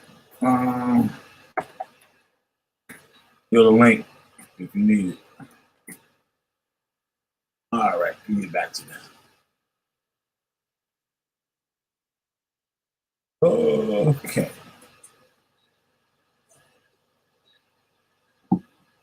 In the 1850s, these beliefs and impressions were stamped. Went back. Okay, Agassiz is not pro-slave. Wait. Okay, Agassiz published an article entitled "The Diversity of Origin of the Human Races." Its central argument solved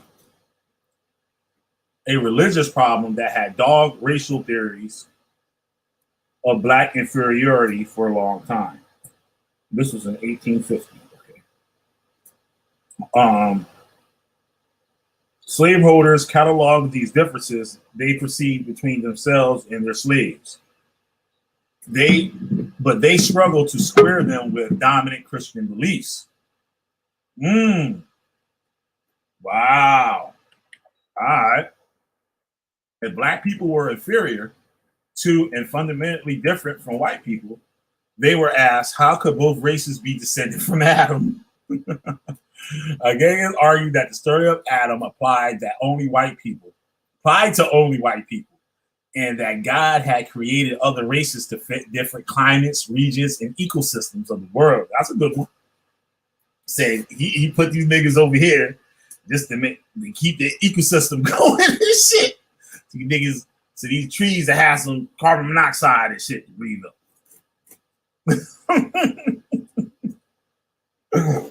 Wow. I put these niggas over here to make the plants grow.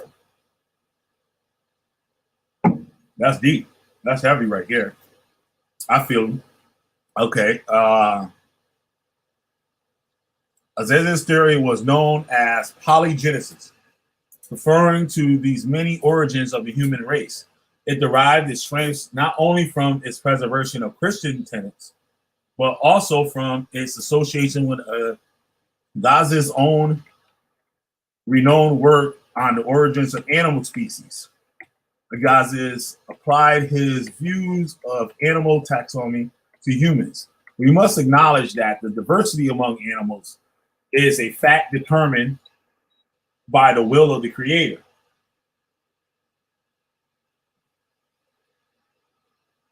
Agassiz wrote, and their geographic distribution, part of one greatly organic conception, whence it follows that what are called human races are distinct primordial forms of the type of man. Racial theories, however, were never solely about physical difference. As practiced by Agassiz, his peers, and later his students, race science turned personality traits, aptitudes, and morality into biological characteristics of race. Agassiz, for example, stretched his physical analysis to include conclusions on Negro disposition.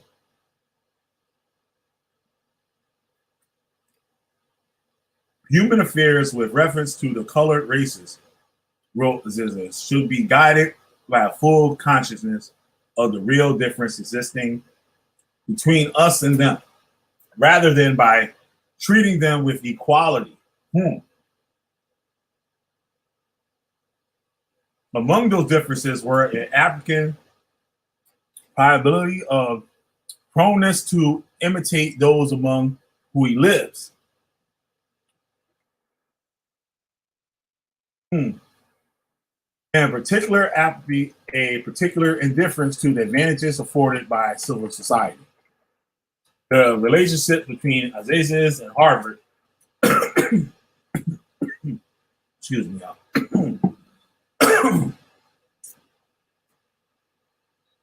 While Harvard, Aziz, who was originally from Switzerland, met patrons of science among the Boston elite. Throughout Aziz, Harvard got support for its expanding science schools. All told, Agiz's funding from Harvard equaled over $80,000, or roughly $2.1 million in today's dollars. The support included funds for a natural history collection, zoological trips for his students, a loan for his house, and $1,500 annual salary. Without a doubt, the biggest boon of the university came when Agassiz received $100,000 from Massachusetts legislator for what became the Museum of Comparative Zoology. A separate board initially governed the museum, though it was housed in a university space. In 1876, it officially became part of Harvard. Its collection of specimens was and is the university's primary resource for natural science research. Aziz's ideas about natural history, particularly his theories of Black difference, remained influential for most of the century after his death, and set the tone at Harvard for decades about the abolition of slavery throughout the entire United States. In 1869, Agassiz student named Nathaniel Schaller became a professor at Harvard and continued his mentor's research on the differences between African and European races. Like Agassiz, Schaller prophesied his science writing article for magazines like Atlantic Monthly. In one 1890 article, Schaller argued against interracial marriage. In other piece, he cautioned against reformers who consider Black people to be equal. They are charmed by their admirable and appealing qualities, and so make haste to assume that he is in all respects like themselves. But Schaller warned, as Black children entered adulthood, the animal nature emerged. Schaller did not advocate the return of slavery, to be sure, but his writings came during a moment when many of the rights extended to Black people after the Civil War were being taken away. No isolated intellectual, Schaller counted among his devotees a young Theodore Roosevelt, who remained friends with the professor after graduating, like the funds bequeathed to Harvard by merchants in the slave economy. The legacy of Aziz and his ideas extended far beyond his own time.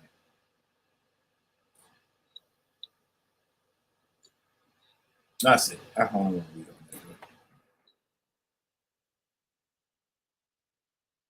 Okay.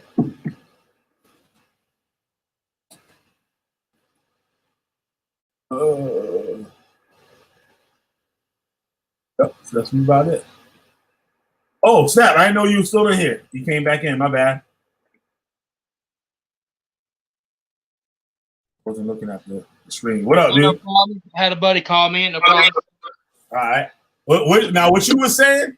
You said something. You were saying something before you froze up, or it was on my end or something. I don't know what it was. What was I saying? You were saying that you're not going to pick a side, and then you went in. You know, I've seen this brought up, and I want to see what you know.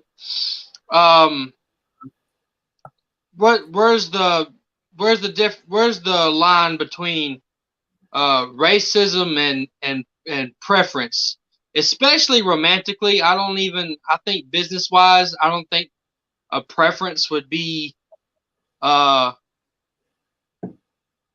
to slide. I think that would be just straight racism. But do you think that preference and racism, do you ever think that there is some leeway there?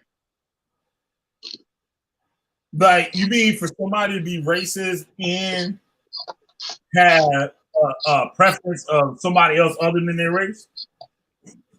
Right. I would think, my thought wasn't really all that way together.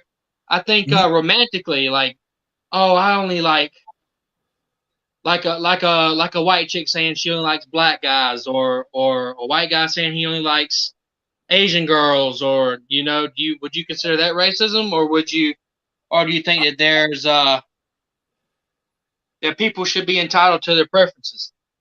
Yeah, people can be entitled to their preference. I don't think racism, I guess it could in some ways.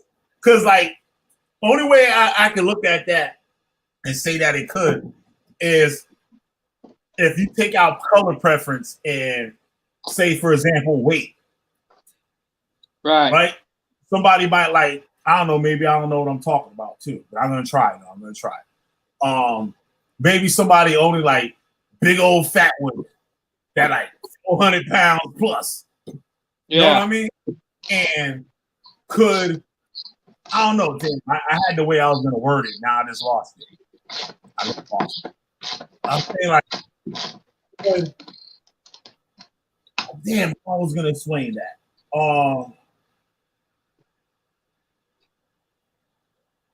I like, it could be like somebody that's racist and say, I'm going to get back out of this race by this doing this. Like, know what I'm saying? But if that person, like, with that person, that's kind of like, you can't really, that's kind of hard to say. Or I guess maybe people could say, oh, I hate all white people, but I got a white woman. And I like, I don't like white people, but I like her. Or I like her. You know what I'm saying? I don't like white people at all. Or somebody might say, I like black. I don't like you. You happen to be black, but I don't like the rest of these black people out here. I guess that could happen too. I guess in some it could, like, in some ways that could be. But then you have to look. Could that be racist? Like, why? What makes her different from the rest? Or with that, it couldn't be. It could be maybe a social class, or just the way how people interact with others and shit. Yeah. Some black dude might not like black chick because the majority of the black chick he sees all loud and obnoxious. Right. So they might want a white girl because white girl ain't gonna be running her mouth in the motherfucking restaurant like that. Or making it shit. It might not want to beat up people and shit for looking at them funny in the restaurant. Like, you know what I'm saying? So, like, you might not want to go through shit like that. So, and he might choose a white chick. Like, you know what I'm saying? Because at the time of his pickings, like, you know what I'm saying? That's what he wanted, and that what has happened to be there. And all the rest of them was the way he don't like. Right. Now, you say that's racism? I don't know. Like, you can't, I would say kind of no. I would say that's racism. But if you put it, say all of them are like that, which they ain't the case, but in your surroundings, all of them might like be like that. So then I don't know. I don't know how to explain that shit. That's a good one.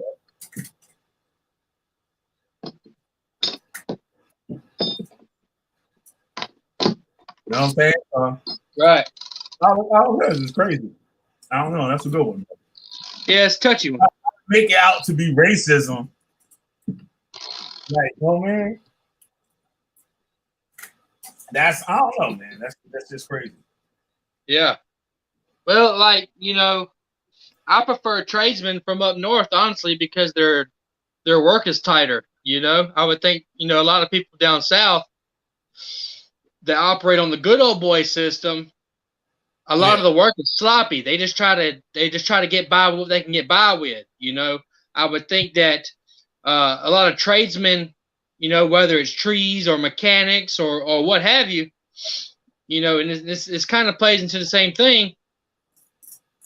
That I prefer tradesmen from up north. I don't know if it's because of the tighter regulations up north and all the different permits and blah blah blah and the way things have to be done or what. But their work is always better, Words right out of my mouth. I say, because the people from the north know your ass to go to jail. Right. Jail, do some shit. You go fucking prison out here for that shit. Right. Yup. Put up somebody lights or some shit, and that shit be all up half-ass, and the house catch on fire. See what happened to your ass. Right. That's what I'm saying. You going down. They got regulations and shit up here, like you said. You fucking around.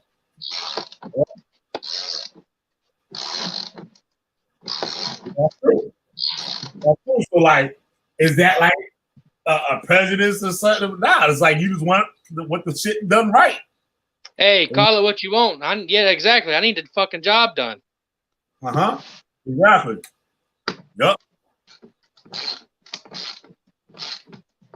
What was funny? I was talking about this the other day. Like, I've never seen a construction worker on the highway working. Never in my life. Yeah. You go on the highway and you drive past the construction workers, I guarantee you, every single one of them motherfuckers is standing around, just standing there. Ain't not one of them motherfuckers doing. You don't see a nigga with a jackhammer. You don't see none of that shit. Right. You don't see nobody. He might have a shovel in his hand, but he ain't digging nothing. He just they ain't never doing work. Never, ever. I've never in all my life, be a little kid, ever see a construction worker on the highway doing any work. They all just stand there. And it takes them years, 10, 15 years to finish what they doing.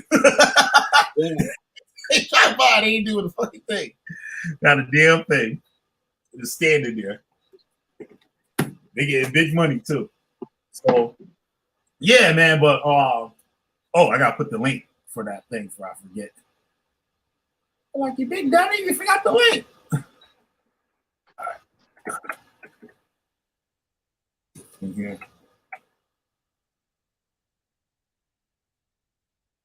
Yeah, but they got like a lot of. There was another article I was gonna read. I ain't gonna read it though. I might use it for something else later about abolitionists having like trap doors and stuff in their crib, like the high slaves and stuff. Like here, like I've been to like a colonial house that had that trap door, and like it was actually like a tunnel. It was like one of the what do you call it? The what's the name? The Underground Railroad type like thing, and like where they would hide them at, and they could go through the tunnel and come out down the road, like behind some like thing or whatever that'll open up, you get away or whatever. Yeah, there's a lot of like stuff down here. Like I said, like where I live, you see some of those gravestones, man. Those gravestones I sent you. Right.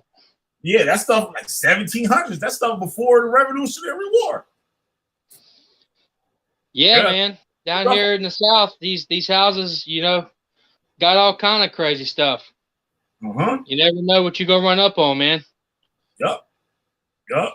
But I can imagine like out here they had was a free slave, and he used to get people across a river. I don't know how they did this because the river current is strong as a mug. I don't know how he possibly did this, but it was like a raft, and there was a rope from one side of the river to the other side.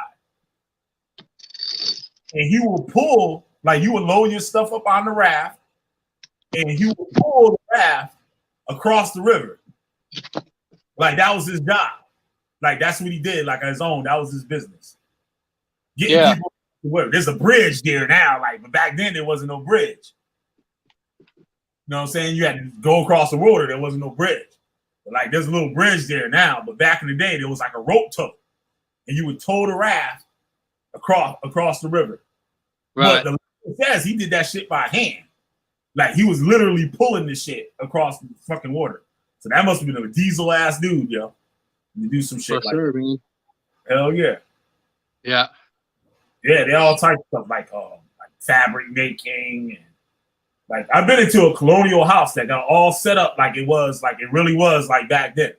And they showed like how they cooked their food and how they prepared, how they made their clothes. Like you go in one room and have like the what do you call that thing? When you put the cotton on it and the wheels spin and it'll turn the cotton into the wool or whatever you got into thread. What do you call it? A spinning wheel or something like that? Yeah, spindle? No, not spindle. It's like a thing. Like you would pedal it, turn it. It was a big wheel, and you will hold the wool. A loom. That's a loom. All right, that's what it was then. Like it showed how to make the cotton into yarn and how they wrote, how they used the quill. Like I still got that here too, like a little what was it, turkey feather or something, and they make it into a pen. Like you cut the tip of the feather, and then you have your ink, and you dip the tip of the feather in the ink, and you write with it. Like that's how they wrote.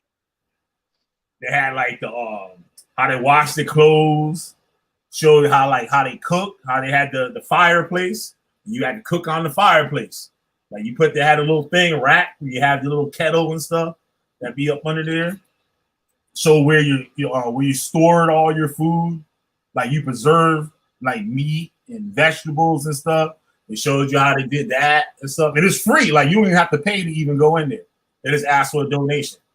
Like you go in there like anytime, like, and they dress like the people, like how they dressed like back then. And you go in the house and they welcome you in the house and they walk you around the house showing you how they live and all that stuff. We actually have a little museum like that in the town that I work.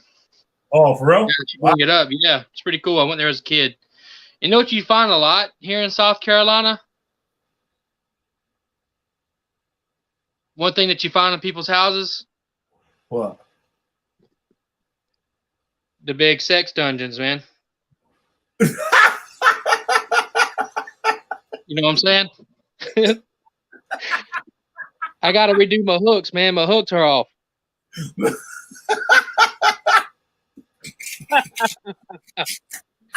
Hey, complete with the big ball gag. You know what I'm saying? Yo, man, you gotta sing this. Hey, what else I got? Hang on. This one's really gonna blow you out. Oh man. With the big pump dog. You know what I'm saying? I'm gonna have to change the rating now, yo. You wildin'. I'm gonna have to change the show rating, yo. All right, man.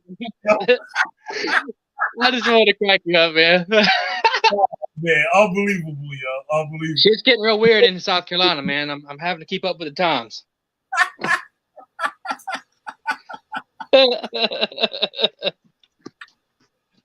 Unreal. Unbelievable. Unbelievable. Anyways, man, continue with the lesson. Say what now? Only on the Killer Bee show. Only on your show, man. Hey, getting real serious around here. Now we're gonna get some kid and stuff that try to do a school report. Like, oh, yeah. And then they get the surprise. They wait to the end of the show. Yeah. Yeah. They had sex dungeons at Harvard in the colonial times. Yep. The motherfuckers had sex dungeons. The porcelain sex dungeon. Yep. Unbelievable, yo. Oh, man. I had to hook you up real quick. Unbelievable. Unreal. Hey, man. Only from your boy, Siberius. Yep. Only. Nowhere else. Because we were talking about trap doors and shit. I was like, perfect time.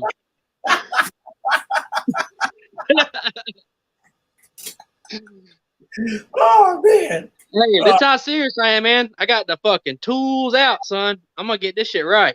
Yo, you ain't playing. Yo, something I wrong ain't with playing no fucking games. I got the big cobalt drill sitting here ready to go. Unbelievable.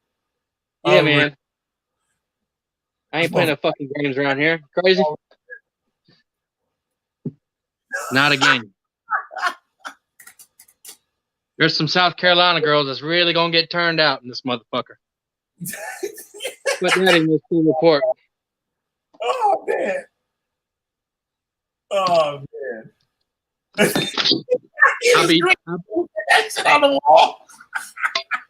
I'll be giving her the old pump dog about 20 minutes before they get here. Yo, that's not.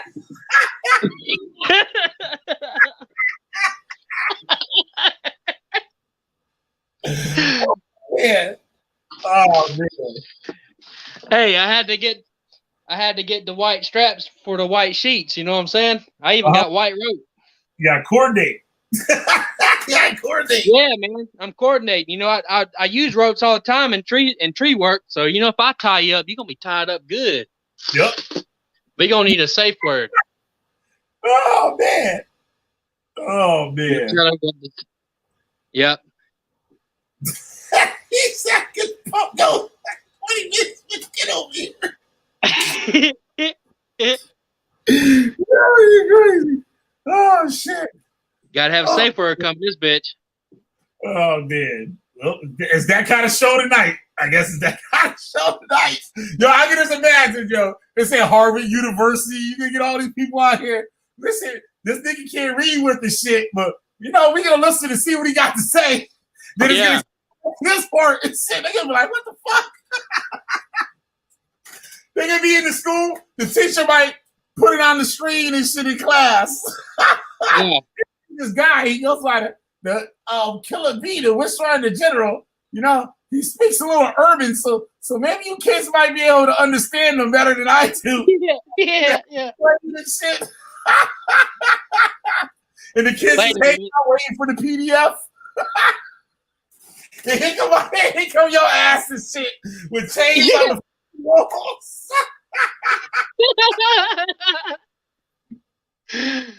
Hey, it's consensual slavery in my bedroom. God damn. This motherfucker got some chains hanging from the bed and shit. You got the pump. God damn. You ain't playing. I'm installing right now, man. Yo, I'm doing it right now. I was like, yo, what is he doing? He's sitting there screwing something in the wall and shit. I was screwing the big D rings, man, the big heavy duty shit. You ain't going nowhere. You heard me knocking? I was knocking for studs. I was like, where that fucking stud at? I'm gonna get in that motherfucker.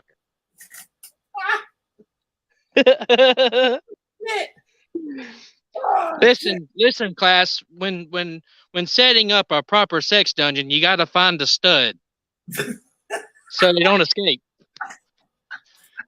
when you're tearing that ass up. Oh man, damn.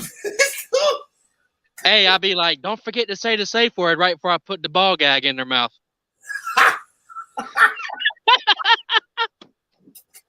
Oh, damn. Blink your eyes twice for me to stop. Yeah, put the blindfold on. Yeah. But first, you got to put this blindfold on.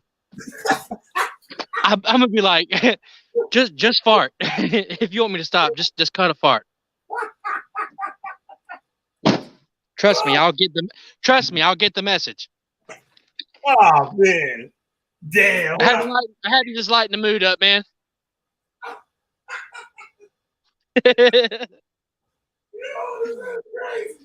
Shit, I'm getting more tools, man, because I need my goddamn measuring tape. I need these motherfuckers to be right.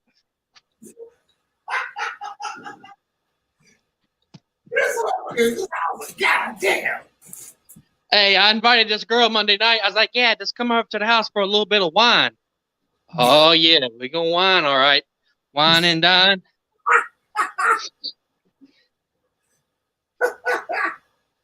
She can be like, what the fuck is this on your wall? I said, you weren't supposed to see that. But since you asked, I'm into a little S&M. Yep, for being nosy. You know what you get?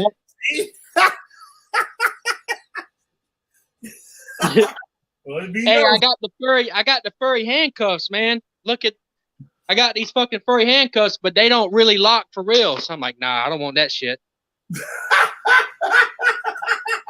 I gotta go to the flea market and get the real super dogs, you know what I'm saying? The real ones. Right, just get some goddamn cop fucking motherfucking handcuffs. Get the real deal. Yeah, I put my own fluff on them. Yup. All right, let's see how far we are from the damn floor here.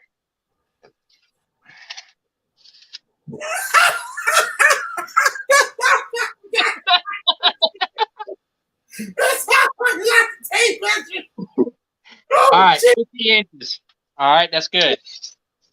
We can work with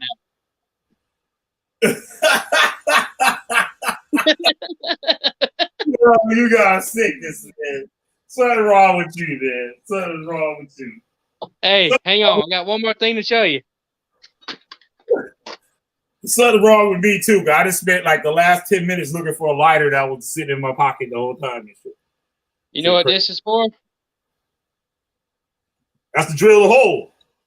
What kind of hole? A what? What kind of hole?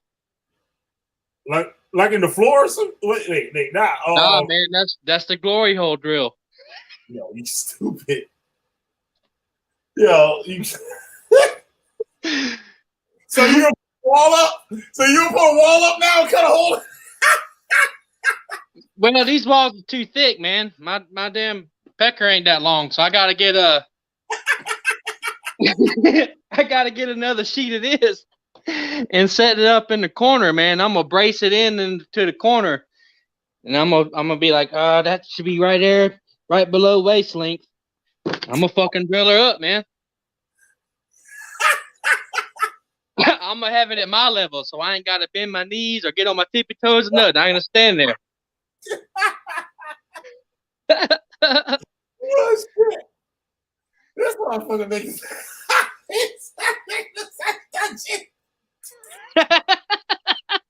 oh shit. Oh boy. Oh man. Yeah, something wrong with you, man. Something wrong The with funny you. part is I'm fucking dead serious. I know you is. I ain't never been about that fake shit. Yep. This motherfucker drilling holes and screwing shit up. Fucking screwing I'm fucking this place up right now, man. I'm gonna have to patch that because it ain't right. That's all right. I already got that shit too, ready to go. Oh man. This is too much, man. Just hooking it up, man. That's all. Oh, there's a stud. You hear that? I'm stud. Hang on. Here's another quick lesson for the class. No stud. No stud. Oh, you hear that? Oh, there she is. Oh, she's prime too. Yep, that's the old-fashioned stud finder. Yep. Teach y'all something.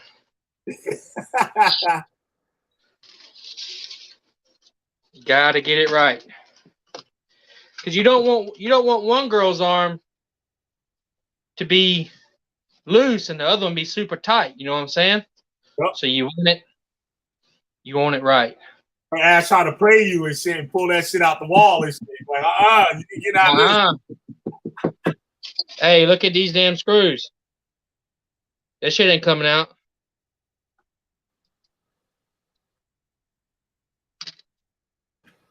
Anyways, man, what were we talking about? I don't know. You can hear me now? Yeah, I can hear you. You hear me? All right, cool. Yeah. We got shit screwed in the wall and shit. He's trying to find the stud and shit. Find that stud. Oh, man. Damn, I ain't got no studs right here. Right there. Motherfucker. Hang on, let me prop the phone on my penis pump. There we go. Good to go.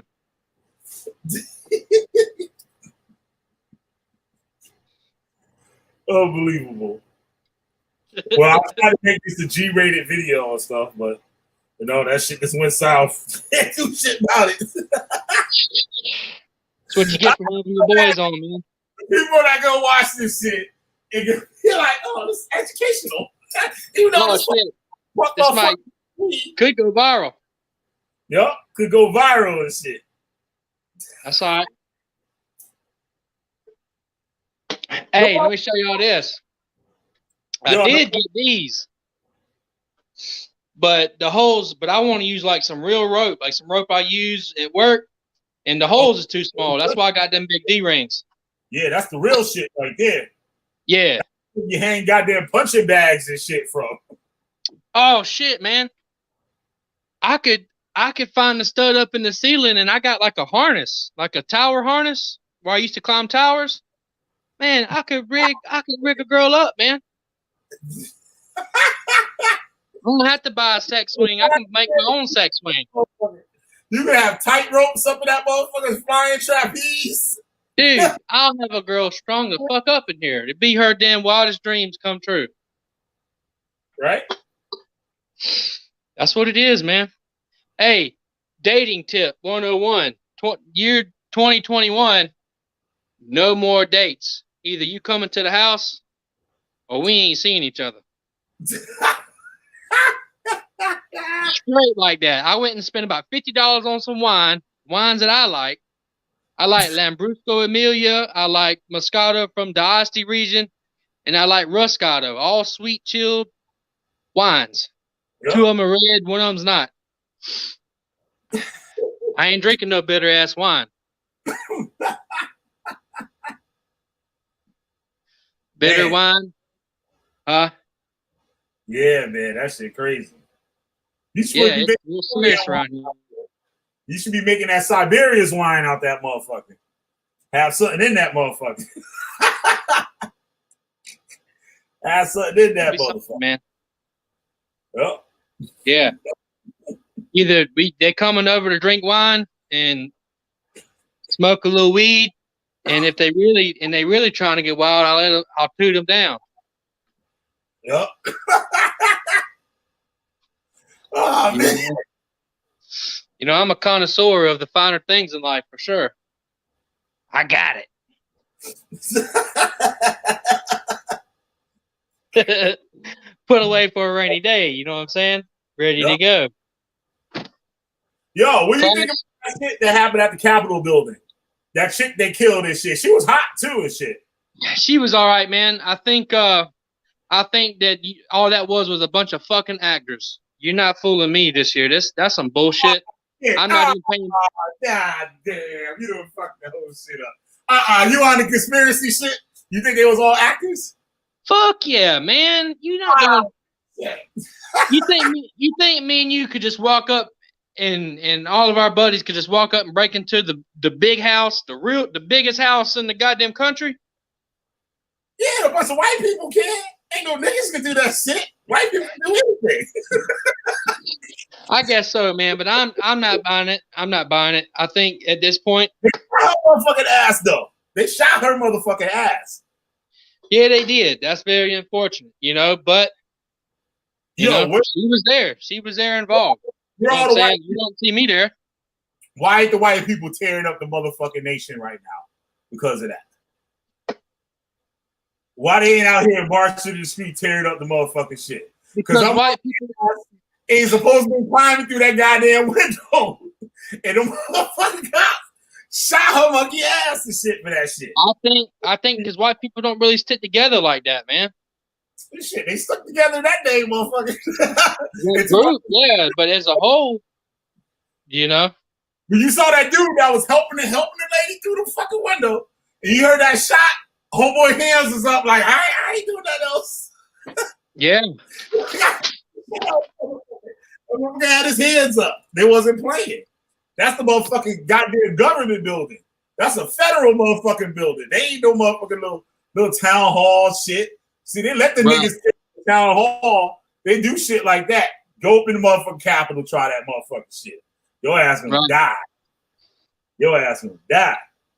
That's right. What they did. It wasn't playing. Shit. And she was a soldier. She was a veteran. She was in the Air Force. But she was crazy though. She was all into that conspiracy, that what they call that shit, anon shit. The motherfuckers that think all the babies is in the bottom of that pizza place. I don't think there's no babies. I don't think there's no babies in the bottom of that pizza place, but break it up. Man, imaginable is happening everywhere. You know what I'm saying? Yeah. I don't put it past no one. I don't put it past the Democratic Party, especially. I don't put it past the Republican Party. Man, I don't give a fuck, man. This is what I'm focused on. Is being friends with people that deserve my friendship. Okay, Yep. Making a bunch of money, taking care of my baby, and fucking these hoes. Yep. That's all I'm doing for 2021. Yep. That's it. And getting in great shape. Yep. I feel you. I've been getting, shit. Yeah, man. That would make shit, this I can America. tell my face is getting thinner. Huh? That's America right there. That's America right there, what you just said. Yeah. You can't go anywhere else in the world and say you can do that shit. I don't know, man. I think I'm fucking bitches to sleep wherever I'm at. But as far as making money, yeah, America's the best place to do it for sure. Yep. Got that right. That one was quiet through that window where all those motherfucking people was at. Government officials was at. Yeah. And she thought it. And she was in the military. She was a military cop. So I don't know what the fuck gave her the idea that, oh, it's cool. I can just fuck these motherfuckers. I'm cute and I'm white and I can just climb through this motherfucking window where all these government officials is at and scared her. Didn't she? Yep. Who shot her? I don't even know who shot her. Like, who's the one who pulled the trigger? The motherfucking Capitol Police. Oh yeah. Okay. Well, that's what she fucking gets. Yeah. She do get that shit. But that shit fucked up. They shot the shit out of that bitch. Like, why they didn't light the rest of them up? But she was the one going through the window. I guess where all the legislators was, they was hiding. Because they put them all in a room. Like, yo, these motherfucking crazy white people up in the building. And shit. So we got to hide y'all motherfucking asses. So I guess where they was, they broke the window and the dudes was picking her up because she the smallest. I guess put her through the window to open the door from the other side. Yeah. The officers there shit, yo, y'all motherfucking crazy white people need to chill out. And the bitch gonna go and like, don't go in there. And the bitch gonna go try to climb through the little broken glass shit and got her ass smoked. Got smoked. Yep. She coming all out her mouth and everything. Shit, that shit was crazy. Well, to shoot a white girl like that. That put an end to the white privilege nonsense. Yeah, she like no crazy like looking white chick, like look like she hang around a bunch of niggas and shit. She ain't one of those type of white girls and shit. Like she like the bitch you see at the goddamn beach and shit with the motherfucking bikini on and shit. Yeah. No, and she was from San Diego. Her monkey ass went from San Diego to DC just to do that dumb shit. Yes, that's why I'm there. That maybe, you know, and maybe I speak for most white folk. She got what she was fucking asking for, man. That's why there ain't no upheaval about it. That's she invited it. It ain't like no crazy bugged out of Spanish shit. Or some black chick did some shit. They shot the whole nation. Would be like, shit. I ass ain't had no business going through that window. Like, know what I'm saying? But when they shoot that pretty ass white girl and shit, that's a whole different shit right there. They like, yeah, her ass should have went through that window. They ain't had to shoot that girl. But you know, they all like, they ain't had to shoot that girl and shit. And I saw the picture of her today. I was like, oh shit, she hot. Like she ain't no like ugly or even regular type chick. Like she was cute. Like, yeah, she was the military and all that bullshit. Man, shit. They killed that white girl. I was like, oh shit.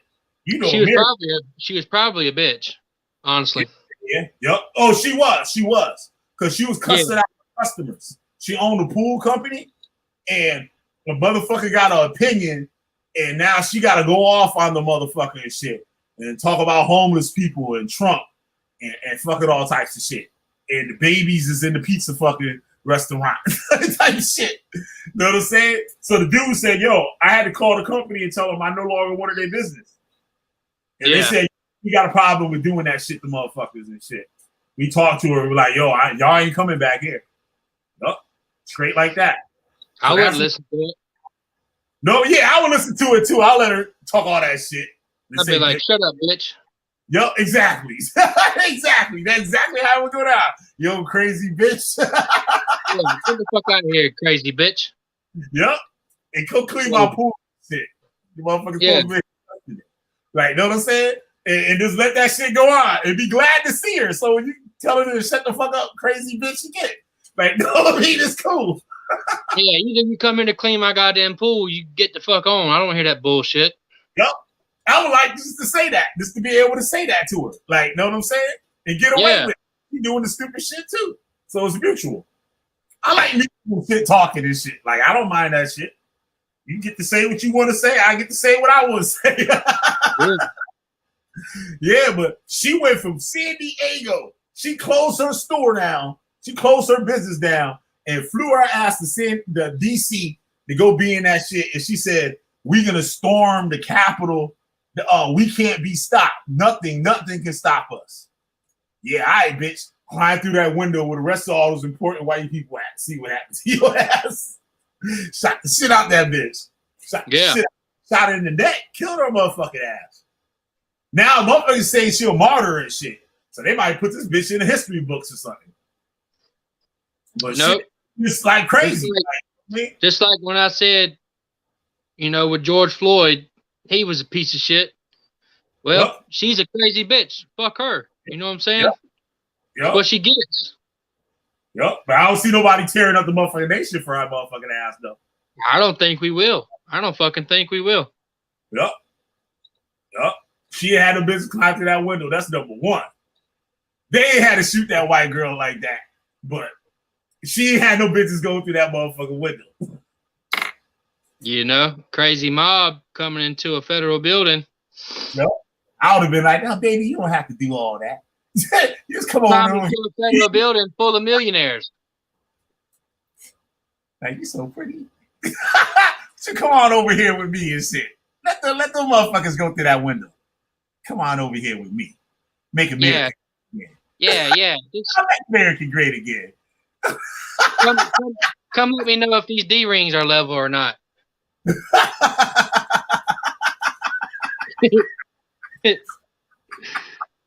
She could be having a great time right now, but she's dead. She could be tied up having a huge time. She would have had a better chance of trying to save the babies from the bottom of the pizza place. Yeah, she could be here after I got done with a fresh pump sesh. Yep. Slapping the Velcros on. Yep. She could have been doing all that. No. Here's how I'm gonna do it, man. I'm gonna run it through the D ring, okay, to the hands. I gotta make sure the hands are tight, just comfortably tight, and then I'm gonna take the other rope and tie it to the ankles, so they can't put the legs down, but they can pull their legs up higher. You know what I'm saying? You should get a pulley. Like a pulley? Nah. Now you're getting that's crazy. You talking about like a come along? I don't know. Maybe that's what they call it or some shit. A come along would be like. Yeah, like some shit like that. Yeah, like some shit. That's scary. That scares me. I would be like, What about me and shit? Whatever the safe word is, it'd be like pineapples. I'm like, pineapples. Yeah, there don't be no slack. I don't like it. And shit, so there don't be no slack in the motherfucking chain. You can just tie a figure 8 in the middle of the rope and run the rope back through the loop and have like a poor man's come along. Okay. Yeah. You know what I'm talking about? When you want to pull a rope really tight, you tie like a little loop up high in the rope, and then you run the tail of the rope through that loop, and then pull it. I went to ghetto fucking Cub Scouts and shit. I ain't go to a real Cub Scout, so my knot game is fucked up. I never went to Cub Scouts, man. I just grew up in South Carolina. Yeah, that's about it. That's about it for rope shit. That's all I got. Well, for the ladies out there, I'm real good with ropes. Real good. I make a living with ropes. I tie trees up and pull them motherfuckers over all the time. Oh shit. Public service announcement. If you're ever in South Carolina and you want to get roped up, I'm your man. You got to be attractive, though. No, that's another thing. I ain't settling for no fucking lame ass women this year. Yep. Not settling. Hey, I'll tell you a quick story. I had this one girl. I was like, "You wanna meet up tomorrow, or whatever?" She's like, "How about we go to Denny's? Y'all got Denny's up there?" Yeah, like Denny's is played out. I don't even think we got a Denny's out here no more. We did have one. That shit went out of business. Like in the right there by like our best mall, there's like a really cool like retro looking Denny's. Yeah. And I was like, all right, ain't no big deal. You know, I don't mind. You know, as long as she's cool. I told her 9 o'clock. Be there at 9 o'clock. So she hits me up on Snapchat. She's like, it's like 15 or 20 minutes before 9.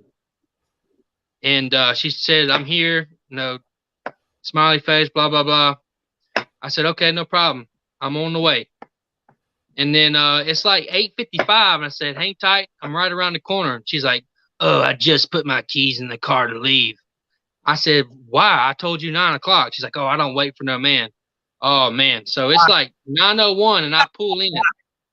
And I'm like, she's already pissing me off. That's some disrespectful ass shit. Yep. Especially, I let her choose Denny's. Like, and then I'm like, this bitch just wants a fucking free breakfast.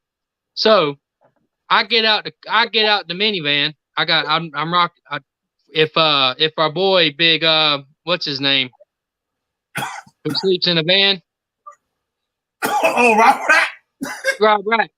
I rocked the van in your honor. I came up in the big SC Sport Windstar, and I get out and I stand by her. And I'm looking sharp, too. I'm fucking looking super clean. And I was super clean. Because I think, first impressions are a huge deal to me. Yeah. And I look in the car. The bitch has got a goddamn bonnet on. She's a black chick. And she's looking around like, I guess she expected me to open the door or something for her. But whenever you told me you weren't waiting on me, I wasn't about to open the door for no bitch. I don't owe these hoes nothing. So you know what I do? I know what I do. Never even heard her voice. I threw the deuces up and fucking went back into the van. And then I went to the flea market. My boy's got a taco truck out there. And I fucking hit his sister up. I said, you should come over to the house tomorrow night. His sister, she's like taking orders outside the taco truck. She's a Mexican chick. Yeah. So she comes over, and she's so we're laying. I fix a little stir fry for us to eat and stuff, and we're laying in the fucking bed. Everything's nice. She's cuddled up with me, and she's all right. She was an older chick, and she's like 31, and she starts kissing me and stuff. She whips my John out, starts pleasuring me, and she starts kissing me and stuff. And I swear, the bitch almost sucked my goddamn bottom lip off my face. And then I was like, God, I said, God damn, that shit hurt. I said, if you want to suck something that bad, help yourself. She's like, I don't do that. I was like, what you mean you don't do that? I said, I don't go around doing that. I said, but you expect to lay on your back and me to fuck you? So I said, either you suck my dick or you can get dressed. And I made her put her clothes on, and I fucking told her to get the fuck out. Yep. That's 2021, man. 2021. Listen, Get I the ain't hell. putting up with these raggedy ass hoes this year. Yep. Get the hell on. Get the fuck on. And I called my friend over and had a huge time. Yep. I said, you need to get your clothes on. You need to leave. I'm about to call my friend because you're playing games. Yep. You a grown-ass woman. I don't do that shit. I ain't doing it. You say what you mean? If we ain't on the same page, you can get the fuck on because I'm the shit, honestly. Like, I am. I'm the shit. What do you mean? Yeah. I'm the cleanest motherfucker. I'm the cleanest, most fucking go-getter motherfucker you've ever met. You know what I'm saying? Fuck these bitches. Yep. Had my little friend come over, my little scallywag, and she did everything I asked.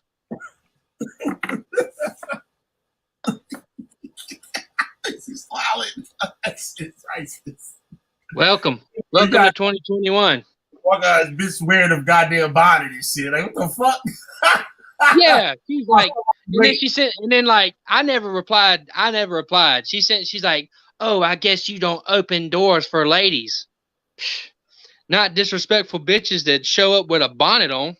You know them fucking black cap things that black women wear? Yeah, that shit crazy. And she was cute, man, but she was probably like a 6.5. A 6.5 skinny. She had like a real crazy looking nose, but the rest of her looked pretty good, so I was cool with it. Damn. So, talking shit from the rip. Yeah, I won't deal with none of that shit, yo. As soon as that mouth open, but bye. oh God, it infuriates me because I would never be like that. I would never. I'm so polite and cool. You know what I'm saying? That's cool.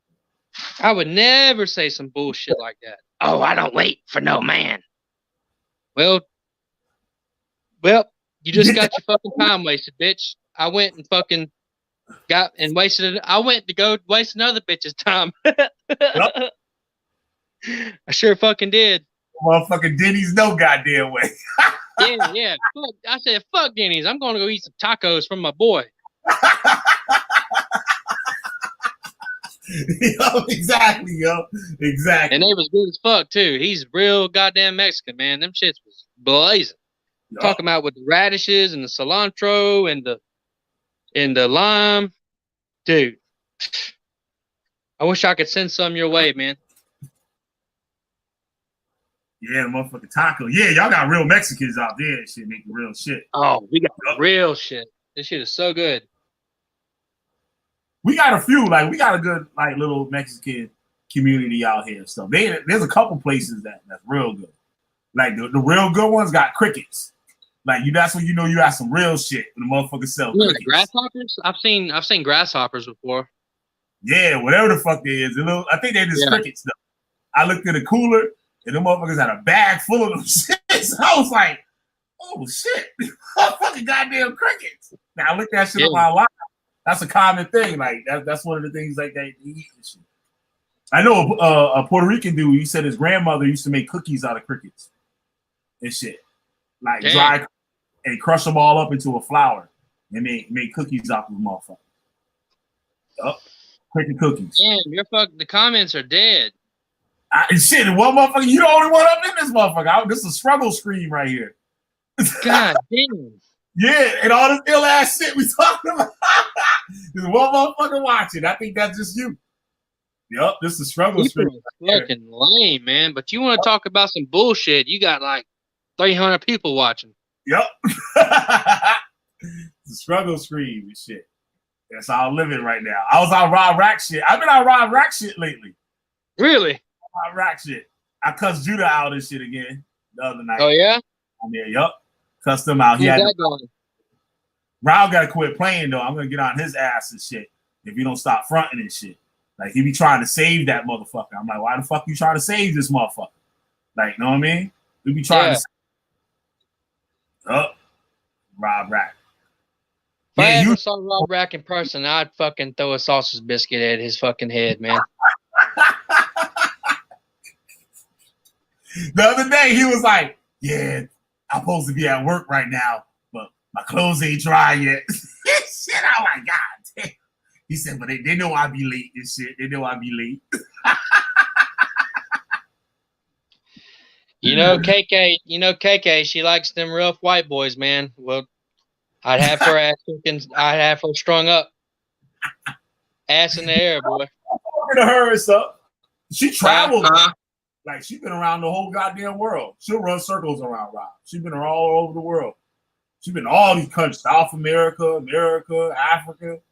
She live in the Shit, UK. I'm about to go to Colombia and get my teeth, man. For real? I'm about to get veneers. In Colombia? You gotta go above. Oh shit. Hey, you know my client, that love work I did? Yeah. They just got back from Colombia today. Oh shit. And they Yeah, got the Colombia's the spot. That's dope. Motherfuckers just make some grills in Colombia. Yeah, That's I'm gonna dope. go get my teeth. Oh shit. Don't let no motherfucker put no motor oil in your ass and shit. You see that You know shit? what? Motor oil. Yo, bitches is going to other countries and getting like ass implants and shit. And they squirting these asses with like motor oil. And that shit rotting their asses, yo. Yo, it's like straight rotting their ass, like rotting their ass. Like their ass got a big motherfucker hole in it. Oh, that's terrible.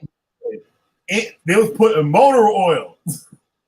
You know, like you supposed to squirt that shit with some kind of silicone or whatever the fuck. You know the shit like they put in their lips? Yeah. And the women get make their lips look bigger and shit. They supposed to be, I guess, squirt that shit in your ass, but they be taking any old thing to put up in that motherfucker. Motherfuckers was putting motor oil.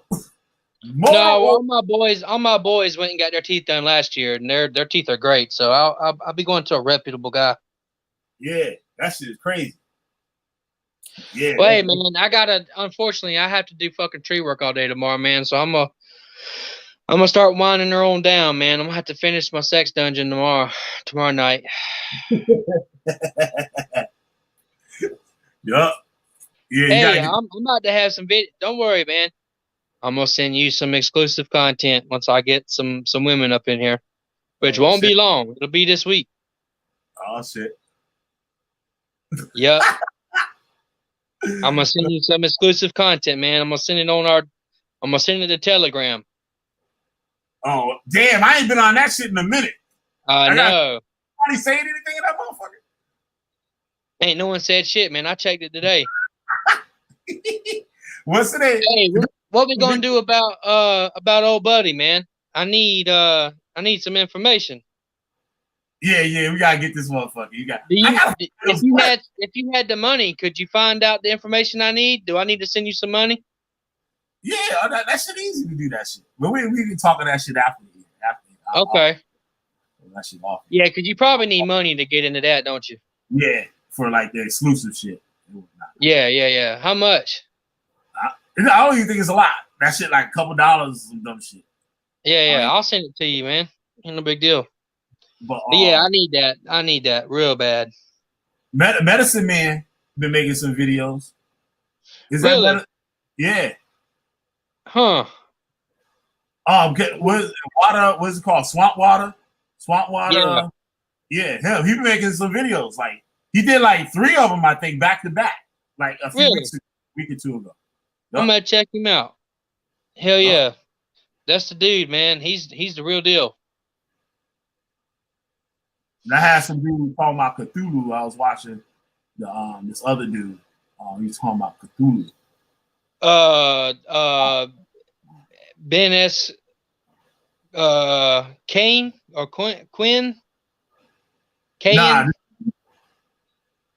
Wait, who? I know you had name? What the fuck is his name? Damn, what's his name? He's from New York. Damn. D.H. Thorne? Nah, it's a black dude named. Because I was talking to D.H. Thorne a couple days ago. Yes, no, I never heard of him. There's He's some pretty dude big, man. He didn't got under EA co-ratings. He done got on the bandwagon with him a little bit. oh shit. There's one He dude deserves I've been watching him. I forgot his Who name. knows? He was talking about this dude with like a beard. He always like sitting chilling in his crib. Sitting down, what's his name, man? I was watching some of this shit the other day. He was talking. What was he talking about? He was talking about animism. That's what he was talking about. Animism. Yeah.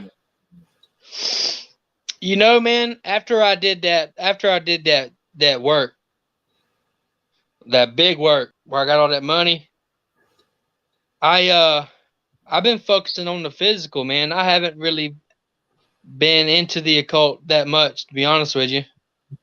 Yeah. Some of that happens. Things happen. And what's crazy, I started thinking about it today, and someone sent me a big email I'm going to have to reply to.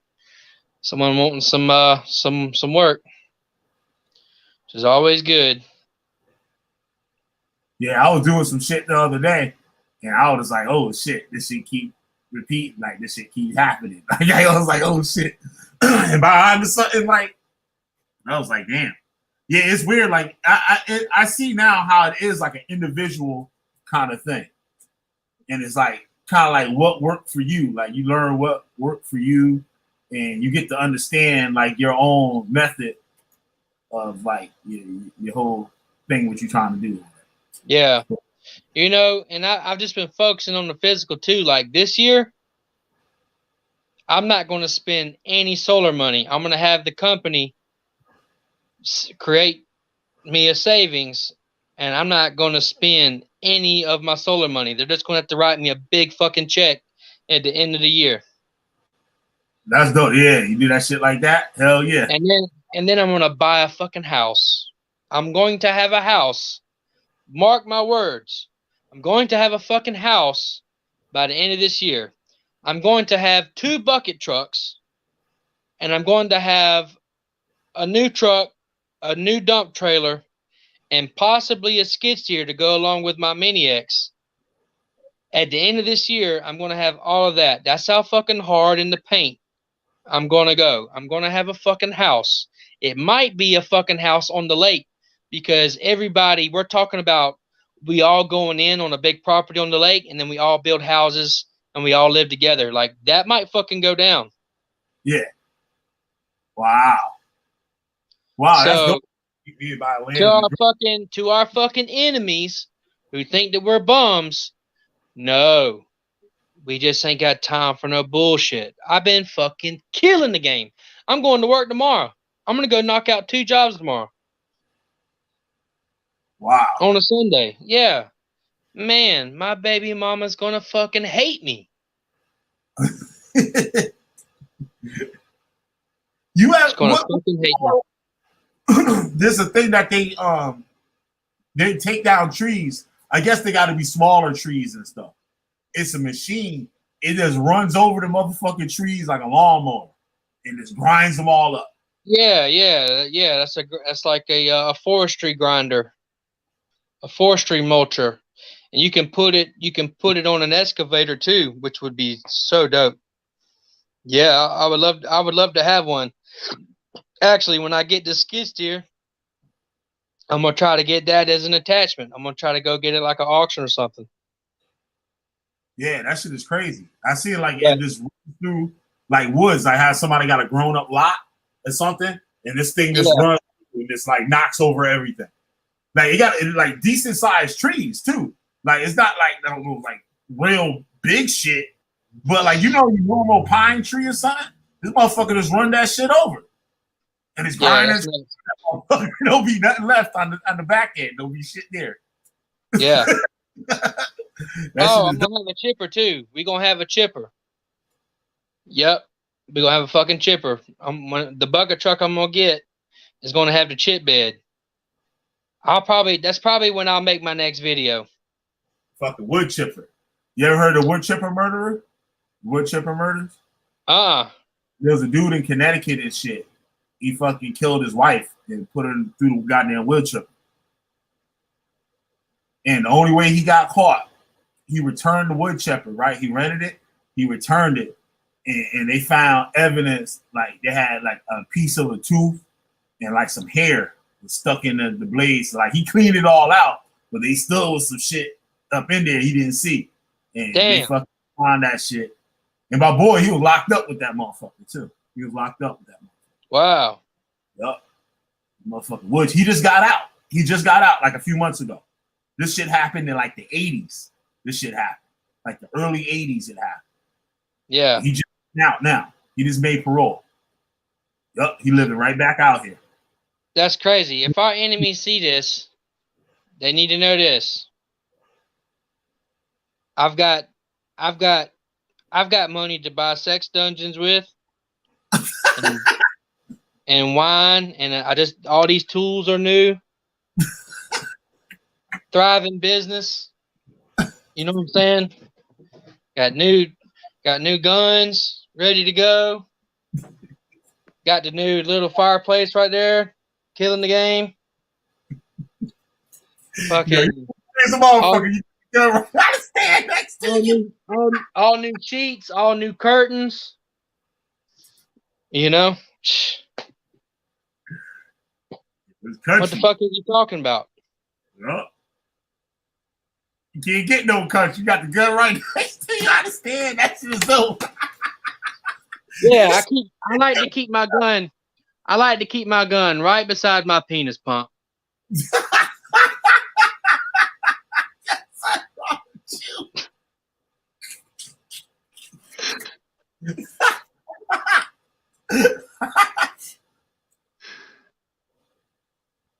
Oh. That's where my gun likes to be, man. You know? Yep. I keep them both nice and clean and used often. Unbelievable. Unfucking real. Wow.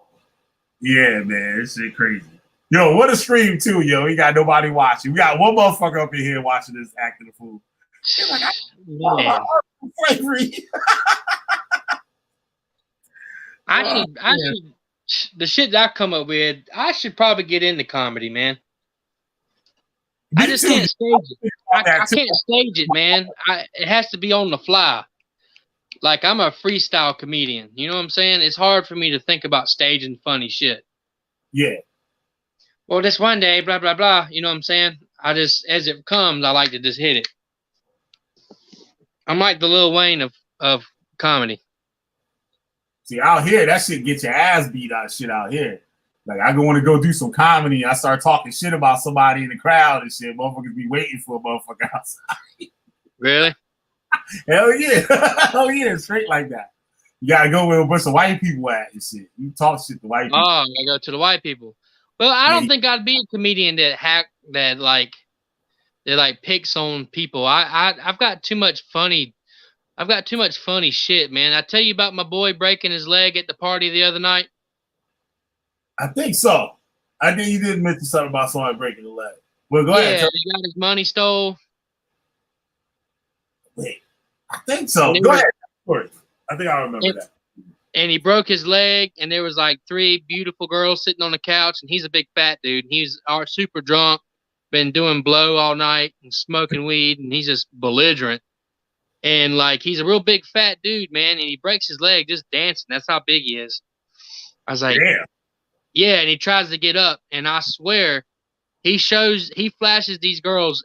I thought when I think about it, he probably showed about 1.5 foot of butt crack to these girls at this party for a good like 6 seconds. You know what I'm saying? And they look at me. I'm sitting there watching this whole thing go down, and they look at me. They're like, "Yo, get your boy." They're like, his butt crack is throwing the vibe off. I was like, I'm not getting no pussy tonight. And shit was just embarrassing, man. And he was like, I was like, Gage, do we need to go to the doctor? He's like, nah, we gonna ride this motherfucker out. He kept fucking partying and shit. I got a video of him guzzling water. He done got in so much pain that he walked on this shit. His bone is fucking broke in half. And he was fucking walking on it. and we were like, his name is Gage. We were like, Gage, how lucky are you that we got 2 bones there? Like, he was walking on, he was down to 1 bone in that leg. And Wow. yeah, and Wow. I got a video of him at the sink just fucking guzzling water. Gonna ride this motherfucker out. Hey, I'm gonna send that video to Telegram, man, so you can see it real quick, or I'll send it to Messenger. Yeah, that's just crazy. Yeah, it's gonna be hilarious, and I'll send the X-ray too. I got the X-ray. Damn. Look, broke his leg, kept going. He's like, fuck this. I got all these bitches up in here, second ride this motherfucker out. Yeah. Show my butt crack, everything. Fuck you, bitches. Yup. He said, fuck this. I'm riding this shit out, motherfucker. Yup. He's actually the guy that called me whenever I got knocked off the stream before. That was who called me. Just wondering what the fuck I'm up to. I said, installing the big sex dungeon, man. What you up to?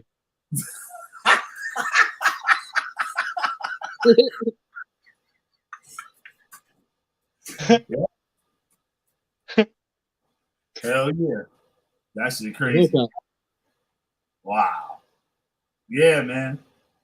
I'm about to close up. We got one motherfucking watching this shit. All right, man. I gotta get some sleep. I'll holler at you soon, man. I'll go ahead and send them videos your way too. All right, no doubt, no doubt. All right, buddy. Nah, man. Peace. Yeah, y'all had to wait all night and shit for the motherfucking PDF I supposed to put up. But as you can see, just like the Killing Feed show always is and shit. Turn into anything and shit. That's what happened tonight.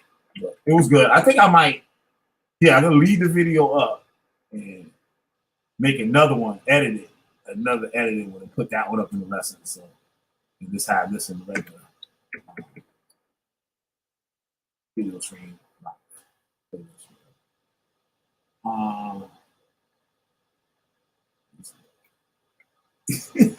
Siberius, the Sleeping Serpent. Me and him did a lot of videos and stuff together. I got a special. I think I do have a special playlist. I forgot the name. Go check it out. It's PDF there. Boom. Definitely a good read, so you guys should check that out. Definitely.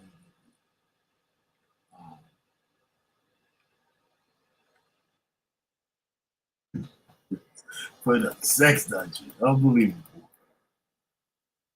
That shit hanging from the ceiling. That's shit.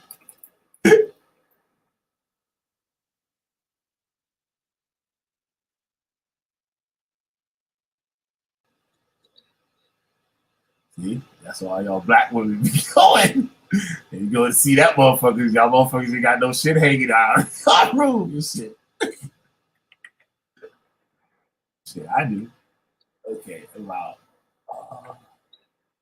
Oh shit, there was more to this. I didn't know that.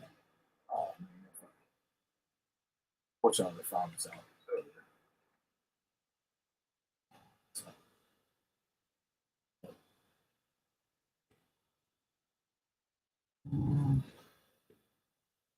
Yeah, if you guys take that link I just gave you and just go to the website, harvardandslavery.com. There's some more sources and stuff. I didn't know about tonight. Oh, that's cool.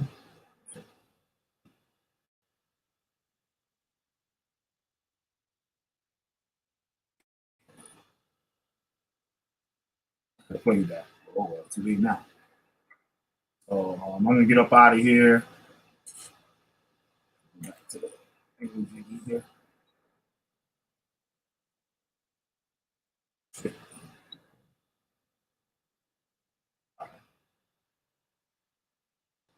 Call it Siberius install sex dungeon for the new year. Yeah, I think that's what I'm gonna do. That's what I'm gonna do. Make a separate one and shit, and just with that part and shit. Install the sex dungeon. Yeah, something wrong with you. That motherfucker got the big fucking ring motherfucker finding the stud in that motherfucking wall and shit for that shit. God damn. All right, y'all. We get up out of here. Now motherfuckers will come up in here and shit. All right.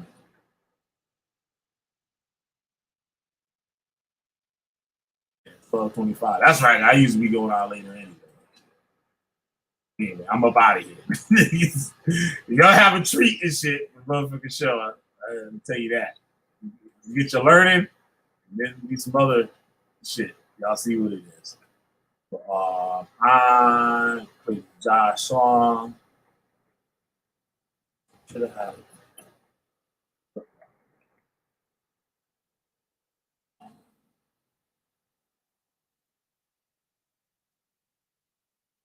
Wait, this joint. Gosh.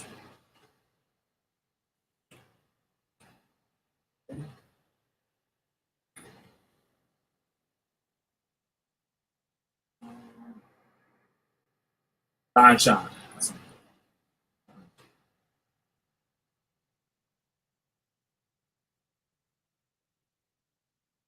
All right, y'all. Killer Beatty, Witch Rider General. You got Witch. Burn their asses up. I'm out.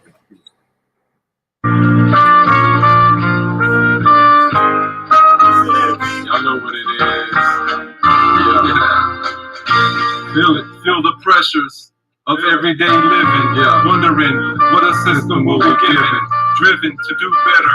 Break us from these chains and fetters. Regretter when I could have did something positive. And I didn't. Like many out here swimming. Gotta not drown. Realize power in your crown. Understand and teach.